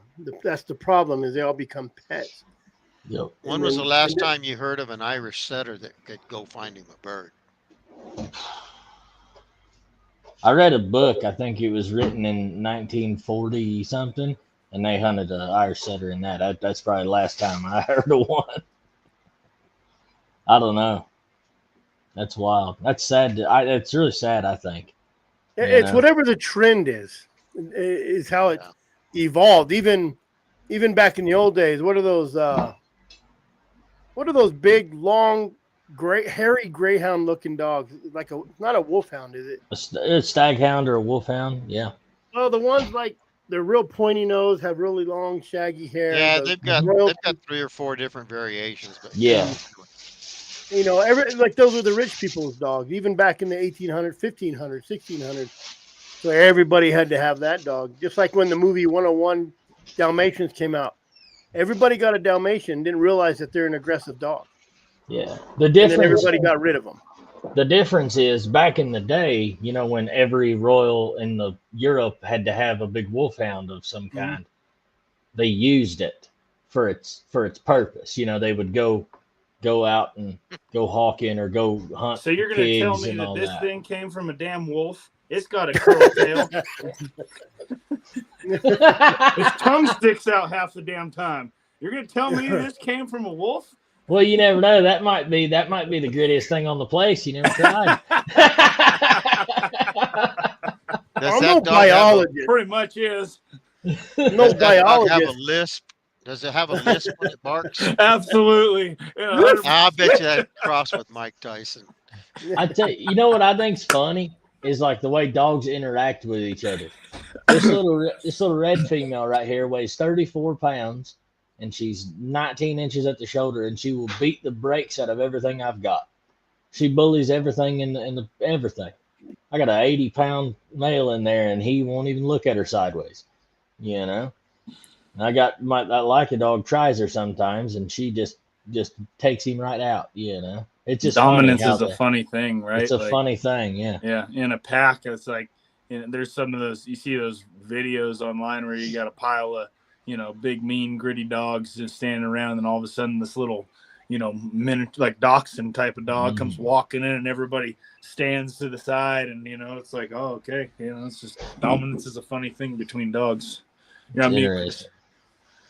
It's interesting too, because when we bring ourselves into the pack, I don't remember what it was. My wife, I went out to feed the Pyrenees something, and my wife was, oh, I know, the Pyrenees was, I threw something out for the chickens, and the Pyrenees likes to run the chickens off, and I went out there to thump the Pyrenees, and so she opens the door, and I said, what are you doing? She says, I'm just making sure that dog, that dog ain't gonna do nothing to me. If that dog tests me, shit's gonna fly, and the dog knows it. Yep. Yeah, that is. Well, she It's said, a well, very. I've only had 2 dogs in my entire life that have ever been brave enough to test me, and I think that was 90% just because it was their breed, more than anything. But in hounds, they need a leader in a pack. Like whoever is owning that pack, they need to be a leader. You can't be a softie and be a houndsman. I don't think it works that way. They're looking for leadership. They're looking for essentially 90% of the things a woman is looking for in a man. They're looking for that in you, being a leader of the pack as well. And I think that's what makes hounds so nice, though, is you don't have to worry about that so much. Like with sled dogs, man, you have 60 of them out there. You're gonna have 2 or 3 a year that take a real shot at the title. Kind of like if you're running Dutch Shepherds or something like that. Like you're gonna get one that's gonna try you twice a year. They're gonna try you for real. Yeah. And a hound ain't gonna do that. I mean, right. At least I've never seen it. I've never, maybe Jared had one, but past tense. Yeah. I had one. I traded him for a custom built saddle. There you go. That's a good trade. Damn straight it was. The dog was worth more than the saddle, and the saddle was worth more than the dog. Yeah, everybody got a deal. Everybody feels like they got what they paid for. That's right. Heck yeah. Chris, you still on mute or what? Oh yeah, I had to yell at some dogs. So we ain't heard you talk for 2 minutes. Yeah. I just running my mouth for no reason. It's just like a canine, just like a police canine. They have a handler, and he's kind of the alpha in that situation. And you have to be, because that sucker will come up that leash, sometimes. That's why they don't use Dutchies in that so much, because they don't transfer to a new handler very well. Whereas Germans will transfer really well. Malleys can transfer pretty well. But some of those lines, that sucker will come right up that lead on you, and you can't be doing that, Mm-hmm. So when it goes back to the kind of like summer training stuff and health and all these things, something that I'm grateful for that we don't have to worry about here is like ticks and bugs and crap like that, But I know guys back east, they deal with that crap like no other. I mean, they're doing like permethrin dips and everything like that to keep their dogs out of it and all that. I'm grateful as hell we don't have to do that. We don't got to worry about Lyme or Lichia or any of that shit. Them fellas, you just can't hardly get away from it. Like the winters, I don't see nothing in winters, but this summer, my old 11-year-old dirty dog was the only one that was covered. I'm talking, I pet him one day, go out there next day, and there's 12 fat gray ticks on him. That bad, like that quick. And he's the only one that had ticks. The only one. So even when I was treating him, I mean, I was powdering them with 7 dust, and then I did that down the shoulder blade stuff. Like I had him. I'm surprised he didn't die of it, but he was the only one that would get. And every once in a while, I'd find one tick on another dog, but I don't know if it's because he was old. Maybe I've never seen just when you get ticks, every dog kind of gets ticks, but no matter what I did to him or I 7 dusted his in his box, and he just kept getting ticks, and they finally went away. I think I didn't realize you guys had that bad of a tick problem over there. I haven't seen 20 dogs out one. there, man, and only one dog. Now, That's seed weird. ticks got me a couple years ago. What is seed it? ticks got me. They're Seed little, ticks? tiny little seed ticks. I thought they were a flea. Like a deer tick. It's almost the size of a mite. I don't know if it's. Oh, I don't they're know what smaller a deer tick than that. is. Those are the. What This he's- is tiny. if- This Like looks almost- like about the, it go looks to like a. Oklahoma. Yeah, go to Oklahoma and walk through the grass, and then Oh. take a bath with a little cap full of bleach. You think Mhm. you didn't have anything on you, and look in the bottom of the tub.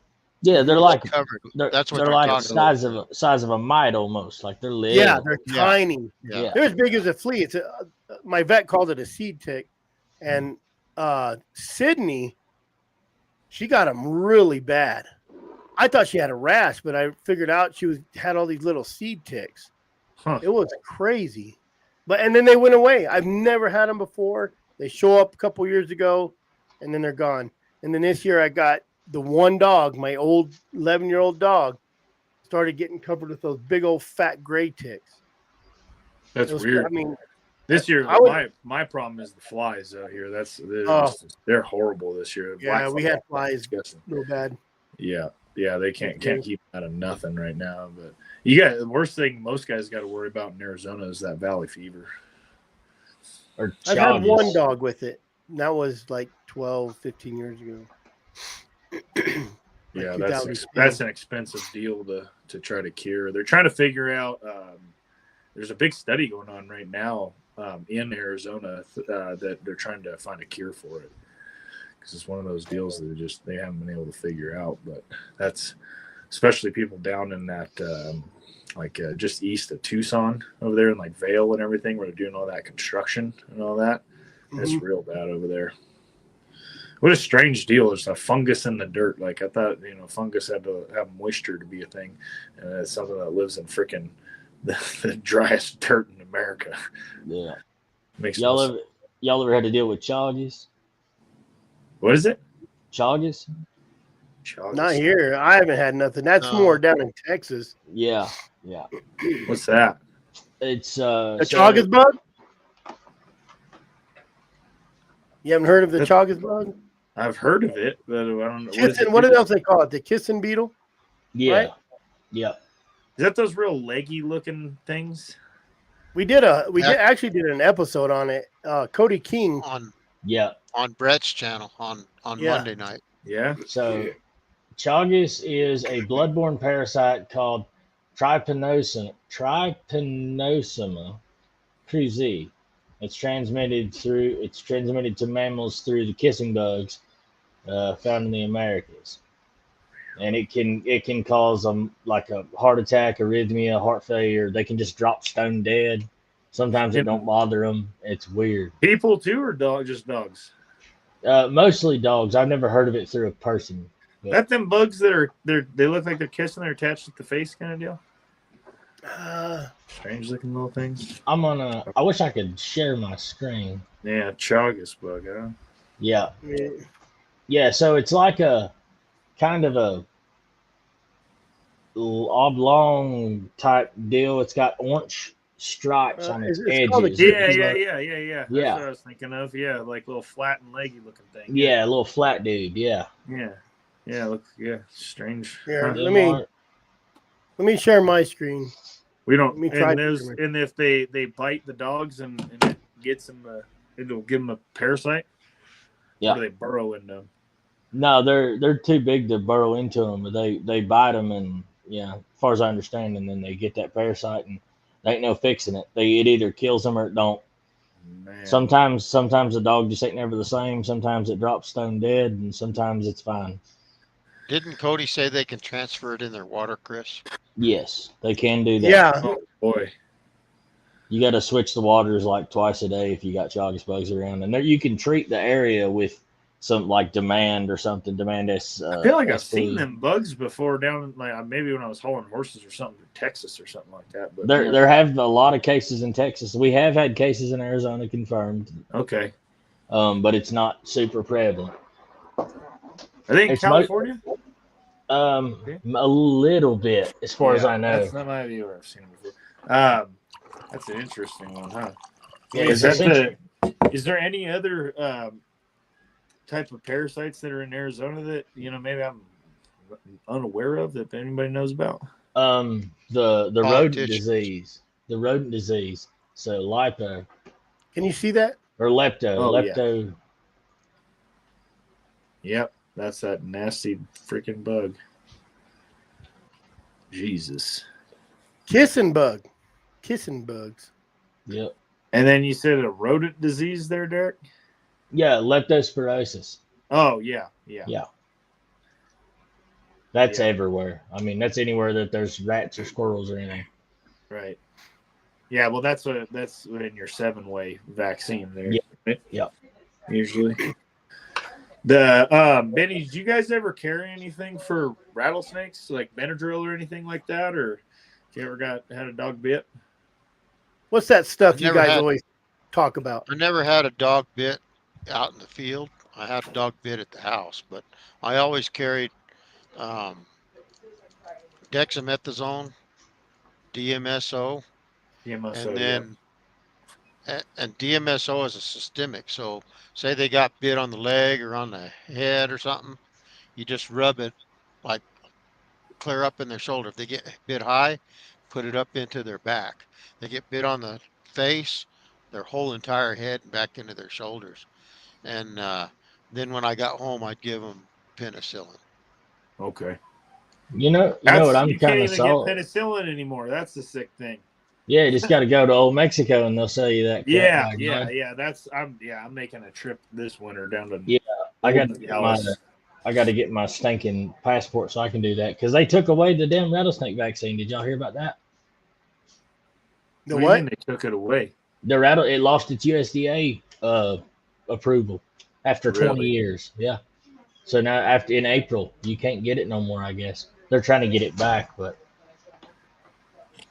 I don't know. I've seen a lot of dogs at vets and vets that had dogs and I've never seen anybody that would guarantee that when they treated a rattlesnake bite in the veterinary field that everything was going to be okay. I've seen them lose hair and I've seen them scar up and I've seen and this stuff that I've done never the hair grows back, you never know they was ever bit. Yeah. And I heard people saying Benadryl and everything else, but I just went full hog and I just carried dexamethasone with me. Yeah.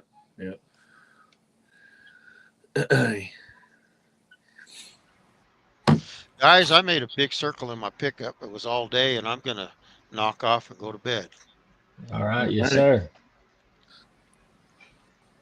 Take care, Have Benny. a good evening. You as well. Thanks for coming on. We appreciate you. The wealth of knowledge. And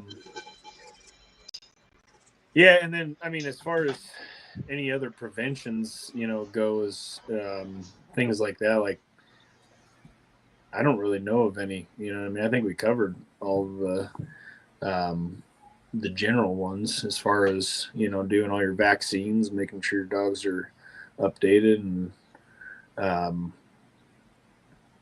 how often do you guys worm? Just kind of periodically. Yeah, I try to do it every 3 months, but it's like if in the middle of the season, I feel like it turns out to be every 6 month kind of thing. I do it a little more than that because I use the diatomaceous earth, so I just put it on the food and then I don't know every couple of weeks, every 3, 4, or 5 weeks, something like that. Gotcha. Y'all keep a stapler with you? Yeah. I've had the same one for years, and knock on wood, I've never had to open it, so hopefully I don't have to. Chris. You're on mute. You're muted, Chris. I have staplers and muted. sutures. And muted. I have staplers and sutures. Just in case you got to really kind of. But you know, it'd that be wrap. if we had a. I was thinking about this today, and it'd be really great if in Arizona we could start petitioning for a 3-week. And I'd love to hear more opinions on this, but a 3-week hound season at the starting the last week of May and going into the first 2 weeks of June, or starting either maybe 1 week early, 1 week later kind of thing, right around that time, because of predation on elk calves and deer fawns. Yeah. I think that would be a good way to possibly start getting our way that we can maybe get a little bit of a summer season going on, that we can actually use our dogs before, the 2-week season that we've been getting in the fall, before guys close it all down and stuff like that. I would like to see summer pursuit 24 hours a day. That's what that'd be fantastic. That'd be great. Nighttime pursuit only summer season. That's what I would like to see. Are you talking about lions or bears? Yes. Yeah. Yeah. Both would be great, especially lions. I mean, I just either one. Yeah. But lions probably primarily. Let me tell you something about bear. There's a lot of nuisance bear right now. There is. And I've talked to people and been like, I don't know if you and I don't even know why CBD, none of these guys would agree, because when a bear gets on a porch and scratches at a window, they're not going to relocate it. No, they're going to kill it. It's already went past that point where you don't give a crap, and also you're going to have a bunch of young ones, 2-year-olds coming in eating bird feeders, and you got to remember that these people that are calling the Game and Fish on these bears and saying there's a bear in my porch. Why is that bear on his porch? Because his trash can's on the porch, or they threw something in the trash can, or they want to see the cute little feeders. They got 4 pounds of cat food on the front porch. Yeah. Cat food, all that stuff. Right. But so you come in and you want to trap a bear or throw rocks at it. These people get mad because they don't want to see the bear hurt. And honestly, I don't know why the CBD isn't working with us to do a pursuit season, even if it was territorial in certain areas, because I'd rather see a bear chased off than whacked. And I'm a hunter. Sure. But I love killing bear. You know what I mean? I love using every bit of it. But I also don't want them killed and thrown in the damn ditch. Exactly. And the reason they don't work with us is, to work with us, they would have to recognize that it works. They would have to make that concession, and that's the only thing they can argue. It don't work, it don't work, it don't work. So these guys are a waste of time. They want to get rid of us, and that's their whole point. So they don't care about the species. They care about each individual's feelings that they make up for it.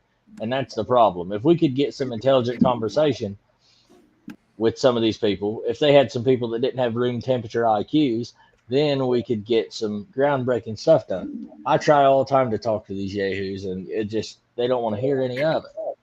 Yeah. Yeah, it's always a fight against somebody who's in the lesser of knowing category. Mm-hmm. You know what I mean? They don't want to participate, and they don't want to know. They just don't want us to do what we do is all. Yep. And 90% of these people, 90% of the people running this don't give a rat's ass about what's happening with animals. They don't care about the bears. It's all about the money. It's all about the money.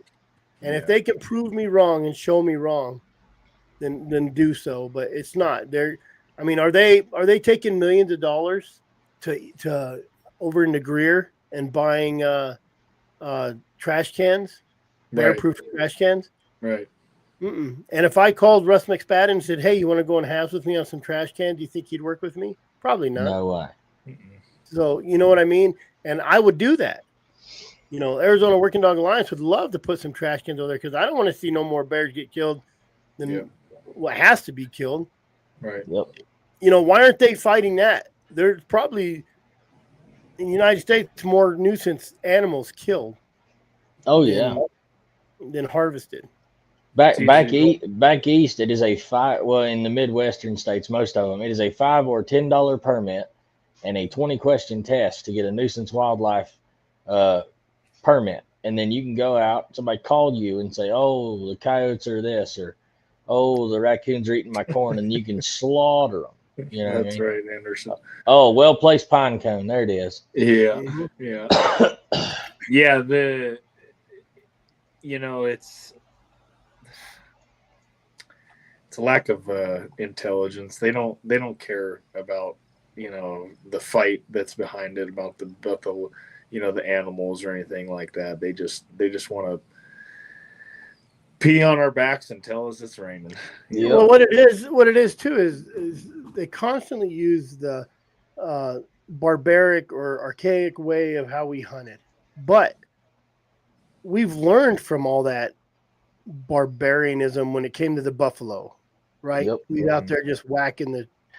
I mean, even when I see a movie and there's carcasses laying out there, it makes me sick to my stomach. I'm like, yes, damn, sir, it does. Look at all that meat, man. You know what I mean?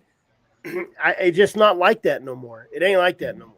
It's legal. Wanton waste is illegal in 50 states. Shooting jaguars is illegal. Shooting a lot more than one lion is illegal. You know, spotted kittens. Spotted kittens. Shooting kittens is illegal. Shooting cubs is illegal. It's all illegal.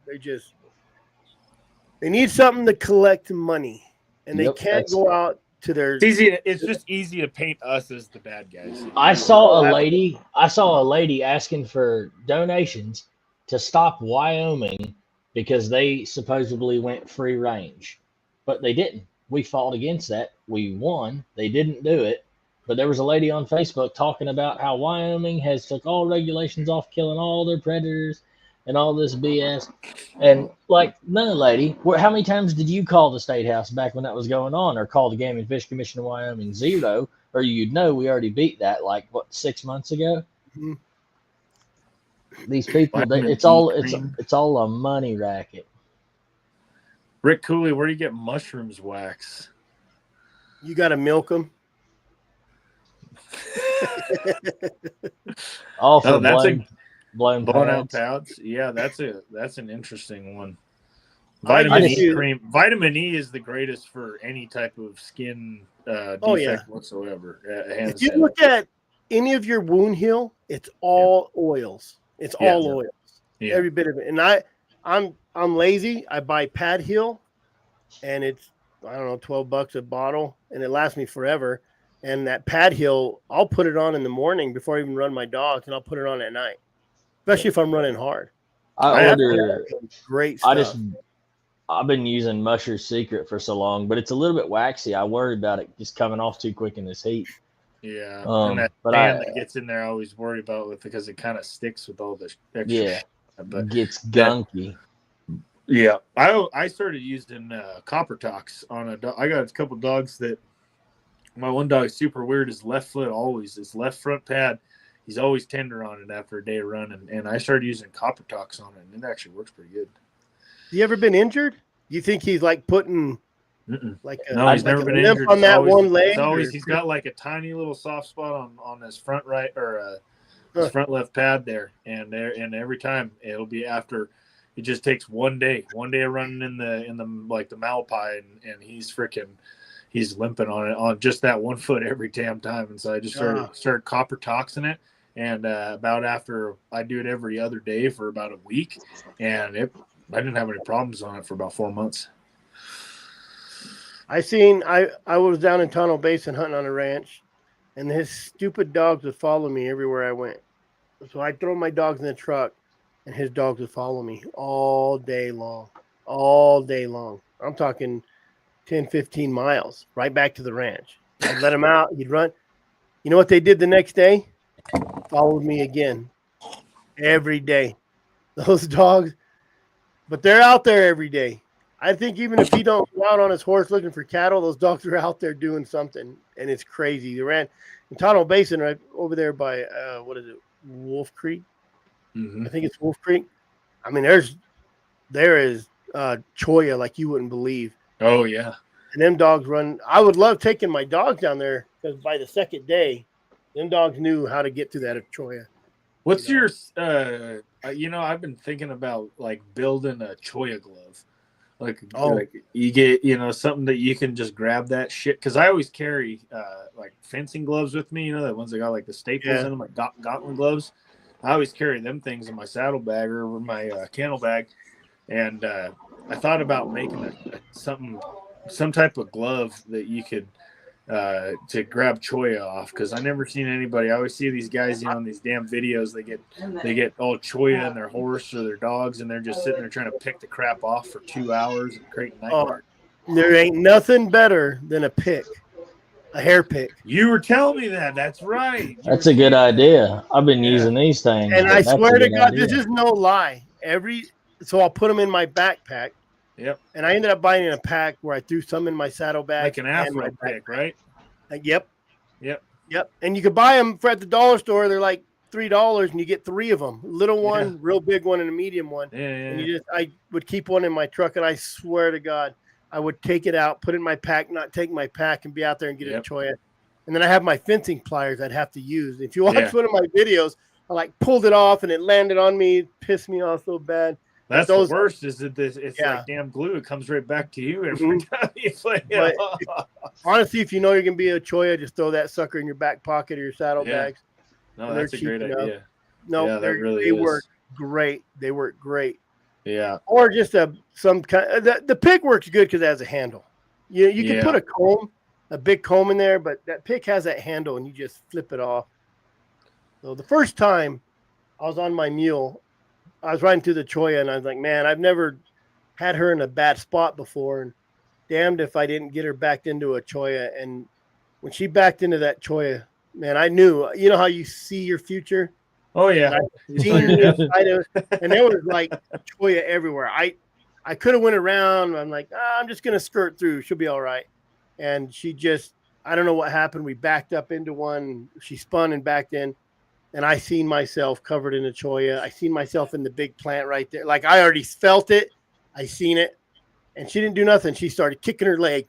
And that was it. And I said, whoa. And I got off, and she let me pick it off. Ugh. Oh, man. Talk about give her a big fat hug after. I was going to say. I seen myself getting drugged to that choya. That's my biggest fear is landing in a choya bush, Oh, you get one in you. Just one in you. Yeah. And it's horrible. Yeah, I fell in a patch of prickly pear one time pretty good, and that sucked alone, and it's like I've had it where I was coming up worse, those ones that just those little they look like a little Nerf football sticking out of the ground that just got barrel cactus. Those little tiny, they're just this big though, tiny little thing. I was hiking up to the tree where the lion was at, and it was on a little shaly kind of deal, and I come up to the top, and I'm not really paying attention to quite what I'm doing, and I slip, and I put my hand down, and I put it perfectly palmed right on top of that sucker, and I was picking needles out of my hand for about 2 weeks. I mean, I tell you what gets me the worst is them damn Spanish daggers. I get those shin daggers. Yeah, boy. I walk into them all the time. I mean, I've been knock on wood. I'm pretty good at like keeping away from the choya and everything. Yeah. But I walk into a Spanish dagger about every time I'm out. I can't believe how good the mules take against them things. I thought my mules would freak out the first time they went running through them things, and they did just fine. It blows my mind. But yeah, that stuff will eat you up, man. It itches for weeks, dude. And I'm such a sissy about it. I'm like, daggone oh boy, yeah. Anyway, that's just all that coming back to I like, even after you hunting in that type of country, you go through your dogs, take a little look over them at the end of the day, check their feet, make sure they ain't got a big chunk of cactus sticking through that they got to go pull out of with their mouth later in the end of the day. It's just like not being the way I try to think, and this is I have to remind myself this, because when you're tired at the end of the day and you want to get home and you just want to sit down and have a damn beer and everything too, I try to always remember those dogs just gave me their damn best, and I got to give them the exact same back. Or else I can't expect that out of them if I don't give them that out of me. And so it's like, giving them, doing our best. We all got lives, we got things going on, but doing our best to maintain vaccines, maintain health, maintain feed, maintain supplements, maintain exercise, all that. It's all a big culmination to being a true houndsman. Anybody can own dogs. You know what I mean? Anybody can go pick up a hound from the pound, throw 10 of them in their freaking kennel and call themselves a houndsman, but at the end of the day, what does that word really mean to you? And if that means something deeper to you that, I think it means to most people that are on this platform listening right now, I think that's something that you got to ask yourself at the end of the day is, are you giving those dogs your very best, and the very best that you can do? If you're, you ain't got to be the richest man in the world, got to be the biggest, strongest, fastest person in the world, but everybody can absolutely knows what your best is. And if you're not giving your dogs the best, then maybe you shouldn't be questioning why they're not giving you their best, Absolutely. kind of deal. And that's how you do it when you're tired. You don't want to go today. Maybe you want to stay at the house. The old lady's off. She wants to stay in the bed. That's right. You owe it to them dogs to get up and get out there. I don't care your leg hurts. That's right. Like you ain't got to, like you say, you ain't got to be rich. I'm broke as a joke, man. But you gotta, like I don't know. One time, my male, that like male, he got into something. It was his first time he saw one. When he's running it, looking at it, blasting through everything. Hell, we spent 4 hours picking cactus out of his furry behind. And I didn't want to do that. I was tired and sore, wanted to go to bed, but you just got to. Yep.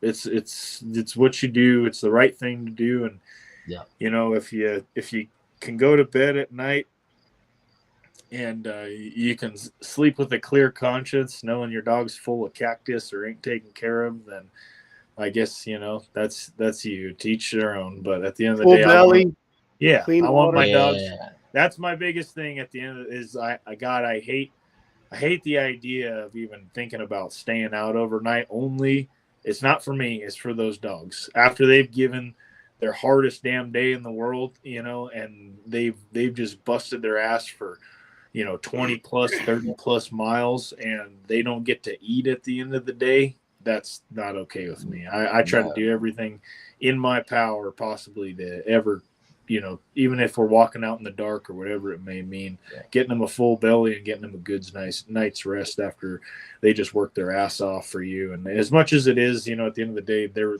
bred for that. They're built to do that. They love it, but they're doing it for you. You're the pack leader and they're doing it for you. So just ask yourself at the end of the day, did I give them everything that they gave me back? I think it's a great question. Your GPS says 5 miles. Their feet say 10, 11. 10 or more. Yeah. 12 miles. Yeah, So 25. They're doing 2 at to 3 least times 50% more than you at that That's right. minimum. That's right. Yeah. And they got 50% more legs, but that they ain't wearing boots either, in this country. Yeah. No, that's they can't change. They can't wear it out and change your boots when you rip a sole. Right. That's right. They're walking on those same feet tomorrow, and it's like, I think everybody, especially in this platform, they understand that, Yeah. Well, I think probably the moral of the story on this episode is take the 2 months you can't do nothing and do something. Yeah. Whether make yourself better. Whether it's your better gear, yourself in at least one way, go through your gear better, make yourself in better shape, make your dogs in better shape. do your research. Like, like Chris said, we get so caught up in season. Like, once you're in it, you're just doing what you're doing. You're in go mode, and so this is your time to do your research on new feeds, pay attention to your dog's poop, during the summer when you're sitting around not doing nothing. If it looks funny, maybe it's time to change your dog feed up. These dog food companies, they're constantly changing their ingredients, their providers, all these things. You got to keep up on what's the next best thing, and it's a ever-changing world. So I think this is what this is for. This is what this platform's for, is sharing those type of things. Guys find things. We're hearing about different methods of ways to care for your dogs, and everything that this platform provides comes down to that, is a community that we can all share things, that we can talk about, that we can all share our ideas, because the three, or even Benny, we all don't know a fraction of what everything is, and so it's nice if we can get our community together, bump ideas off of each other. It's fantastic. I love the way that everybody can contribute into these. That's why I love the live aspect of this versus just the open comments. Comments, right? Yeah, it's amazing, and people are actually taking in what we're talking about. We're not just sitting here having a live conversation with each other. It's like, it's nice to know that obviously people are going to agree or disagree, and a lot of that has to do with where you're at. But it's so nice to know all the different methods and things like that. And man, I learned a lot. I learned something, at least one thing every week. That's for sure. At least one little thing I can take away and bring to my dogs. And even if I don't realize it at the time, I'll be out there riding my mule or something, and I'll go, gosh, damn, that I might try that, or something. So I appreciate everybody's input on everything too. Absolutely. I mean, next time I get a lactating female it's having a hard time, I'm like, damn, Tums. Right. I'm going to throw them some Tums. Yeah, stuff like that. It's like, some people might think vet wrap. I never even thought to carry vet wrap. Right. But even my vet said, you need to tell. We had a couple bears come in. Yep. Well, she did. Or a couple dogs come in that got hit by some bears. Yep. She said, you need to tell your people to start carrying some vet wrap and just wrap it up. Yep. Keep them guts inside. Yeah. Yep. Well, good talk, guys. I think it was pretty damn good. I think covered a lot. I mean, this is yes, sir. Absolutely. Especially the medical side of things is always a great one. I think starting a forum or something like that where we can all contribute, home remedies and stuff would be a fantastic thing, because even if it'd be great as if we had I don't know if you can create some kind of board, Chris, or something like that on the AWA page or whatever. I can. Yeah, where people can go on there, and if they have a vet experience or something like that, they can share it on there. If they have a remedy for something, they can share it on there. Where guys, because how many times, even with my female, like I was talking about, with her breast being swollen, it's like we're not rich. 90% of us don't have the money to just go guessing at stuff at the vet, and the vets are always trying to rob us. And just like Benny says, they can go chew up a freaking tree somewhere, but it would be great if we can have guys contributing that way. We got a big platform that everybody's listening. Go throw your stuff in there. So yeah, if you can do that, Chris, that'd be freaking kick ass. Yeah, I'll work on that. Sure. Cool. Plus, Derek built us a watch. Oh, I did. Mm-hmm. Did you got it? No, you got it. He did. Right here. Yeah. I don't know if you can see it on the. Yeah, it still has the protective film over it, so it might not show super good. Oh, it's green. Yeah, it's green. I don't. My background's gonna mess it up. Okay. So it has a little paw on it. I should have. Let me see. Get a good picture and put it on the page. Let me see if I can kind of get it up here. Let me see if it won't mess up mine.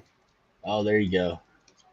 See the little dog paw? It says AWDA on the bottom of it. That's beautiful. And it's got an exhibition case back, so you can see the movement spin inside the back of it. Nice. And it's a wind-up. That is raffle for that one, Chris? I think we're gonna raffle it and then see how it goes. I think I'll build a page for the raffle, and we'll start getting some tickets sold for that. That's pretty cool. I want that watch.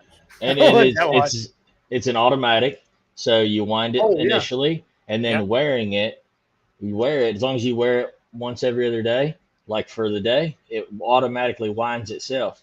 Yeah. So it's got a date window on it, so it tells you the day.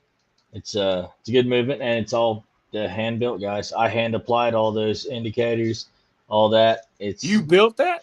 Oh yeah, I built that. Oh, I built That's this the one too. Wild American timepiece. That's Yep. awesome, man. That's cool. That's my little deal. I'm trying to $500 get out there. watch right there. $500. Hell yeah. He gets $500 for those watches. Hell yeah, man. That's awesome. Unless he's in Hawaii.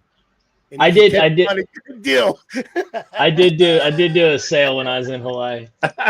You did. Which I kind of lose my tail on that. That's not wasn't good. But yeah, you get a comparable watch from a different company that's equal performance and not handmade. They cost like $3,000, man. Mhm. Like that's why I started building them, because it's crazy, because I know how much the pieces cost. Yeah. And they're building them with machines. Yeah. Like why it's crazy. It's amazing. But that's a beautiful watch. That's awesome. The only problem is he put a Leica paw print on it. I don't know why he did that. So keep your eyes open, guys. We're going to start raffling this watch. Go to azwda.com and I'll put up a raffle page. I don't know what we're going to do yet. What do you think? $20 a spot? Yeah, might as well. 25. Brandon? To make it 25? How about 25 a spot? Let me see. Or 5 for 100. 5 for 100. Yeah, there you go. Yeah, there you go. Yeah, 5 for 100, 25 for the individual. Yep. That's a badass watch, Derek. That's cool. It's cool as heck. It's cool as heck. Yeah. Thank you, guys. I seen he built one. I called him and said, "Hey, what can you do?" So he ordered all the insignias, and I said, "Man, how long it take? We've been working on it for like a month, trying to put it together, see which one would look good. The paw print. We had just a bunch of different designs. So man, he's gonna have to do one of those like once every quarter or something like that, or do like a seasonal one. Do one with a lion track, do one with a bear track kind of deal, or something like that. That'd be cool, man. Yep. Yeah, that's cool. All that kind of stuff custom. When I get the new prints, the new paw prints and whatever, or like new different letters, that takes like a month to get that all like the catted, designed, and made, because they're all metal. They're all metal, and I got to hand apply all that. It takes a while. I will say, with a handmade watch, they're not laser perfect. Like something might be a teensy bit crooked. All the timelines are right, but it may be a 32nd of an inch shifted one way or the other, something like that. But it's handmade, Hey, it's handmade. About it, man. It's an original. It's a what do they call the first ones out of the box? A prototype. Yeah, that is made in China. Yep. No, made in Arizona. Made in 113-degree weather. Right at this desk. There's no rust on this watch in there, literally. Yep. So if you guys want to, I'll build a page for it. I'll have Derek take some good pictures of it. He just sent me a video today, and I'm like, man, I don't know if I want to keep it. Get rid of it. Pretty cool. And then maybe next one we'll do a bear print in the middle, or we'll keep it going. That's cool as hell. Yeah. So you guys keep your eyes open. azwda.com. Go to the raffle page, and I'll have Derek take some good pictures of it, and we'll get it up there. Yep, we'll do. On, y'all. Hey, thanks, guys. Thanks for having me on. Hey, thanks for coming on. Thanks both for coming on. Thanks fellas. everybody for coming on, giving us your 2 cents. Thanks, Bone Pile, for not making it to 6 beers. E. Anderson had a run in for his money tonight. Yeah. All right, guys, you guys stay out of trouble, and we will see you next week. You guys go to Freecast and look it up. Apple Podcast. Adios. There's a bunch of them that you can go watch our stuff on. RSSfeed.com. So go. This will be on Friday. Any episode Wednesday, I try to get on Friday. So go listen to us on the podcast. All right, guys. See Have a good night. See you.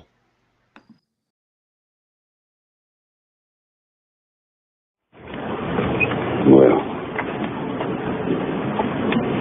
bye.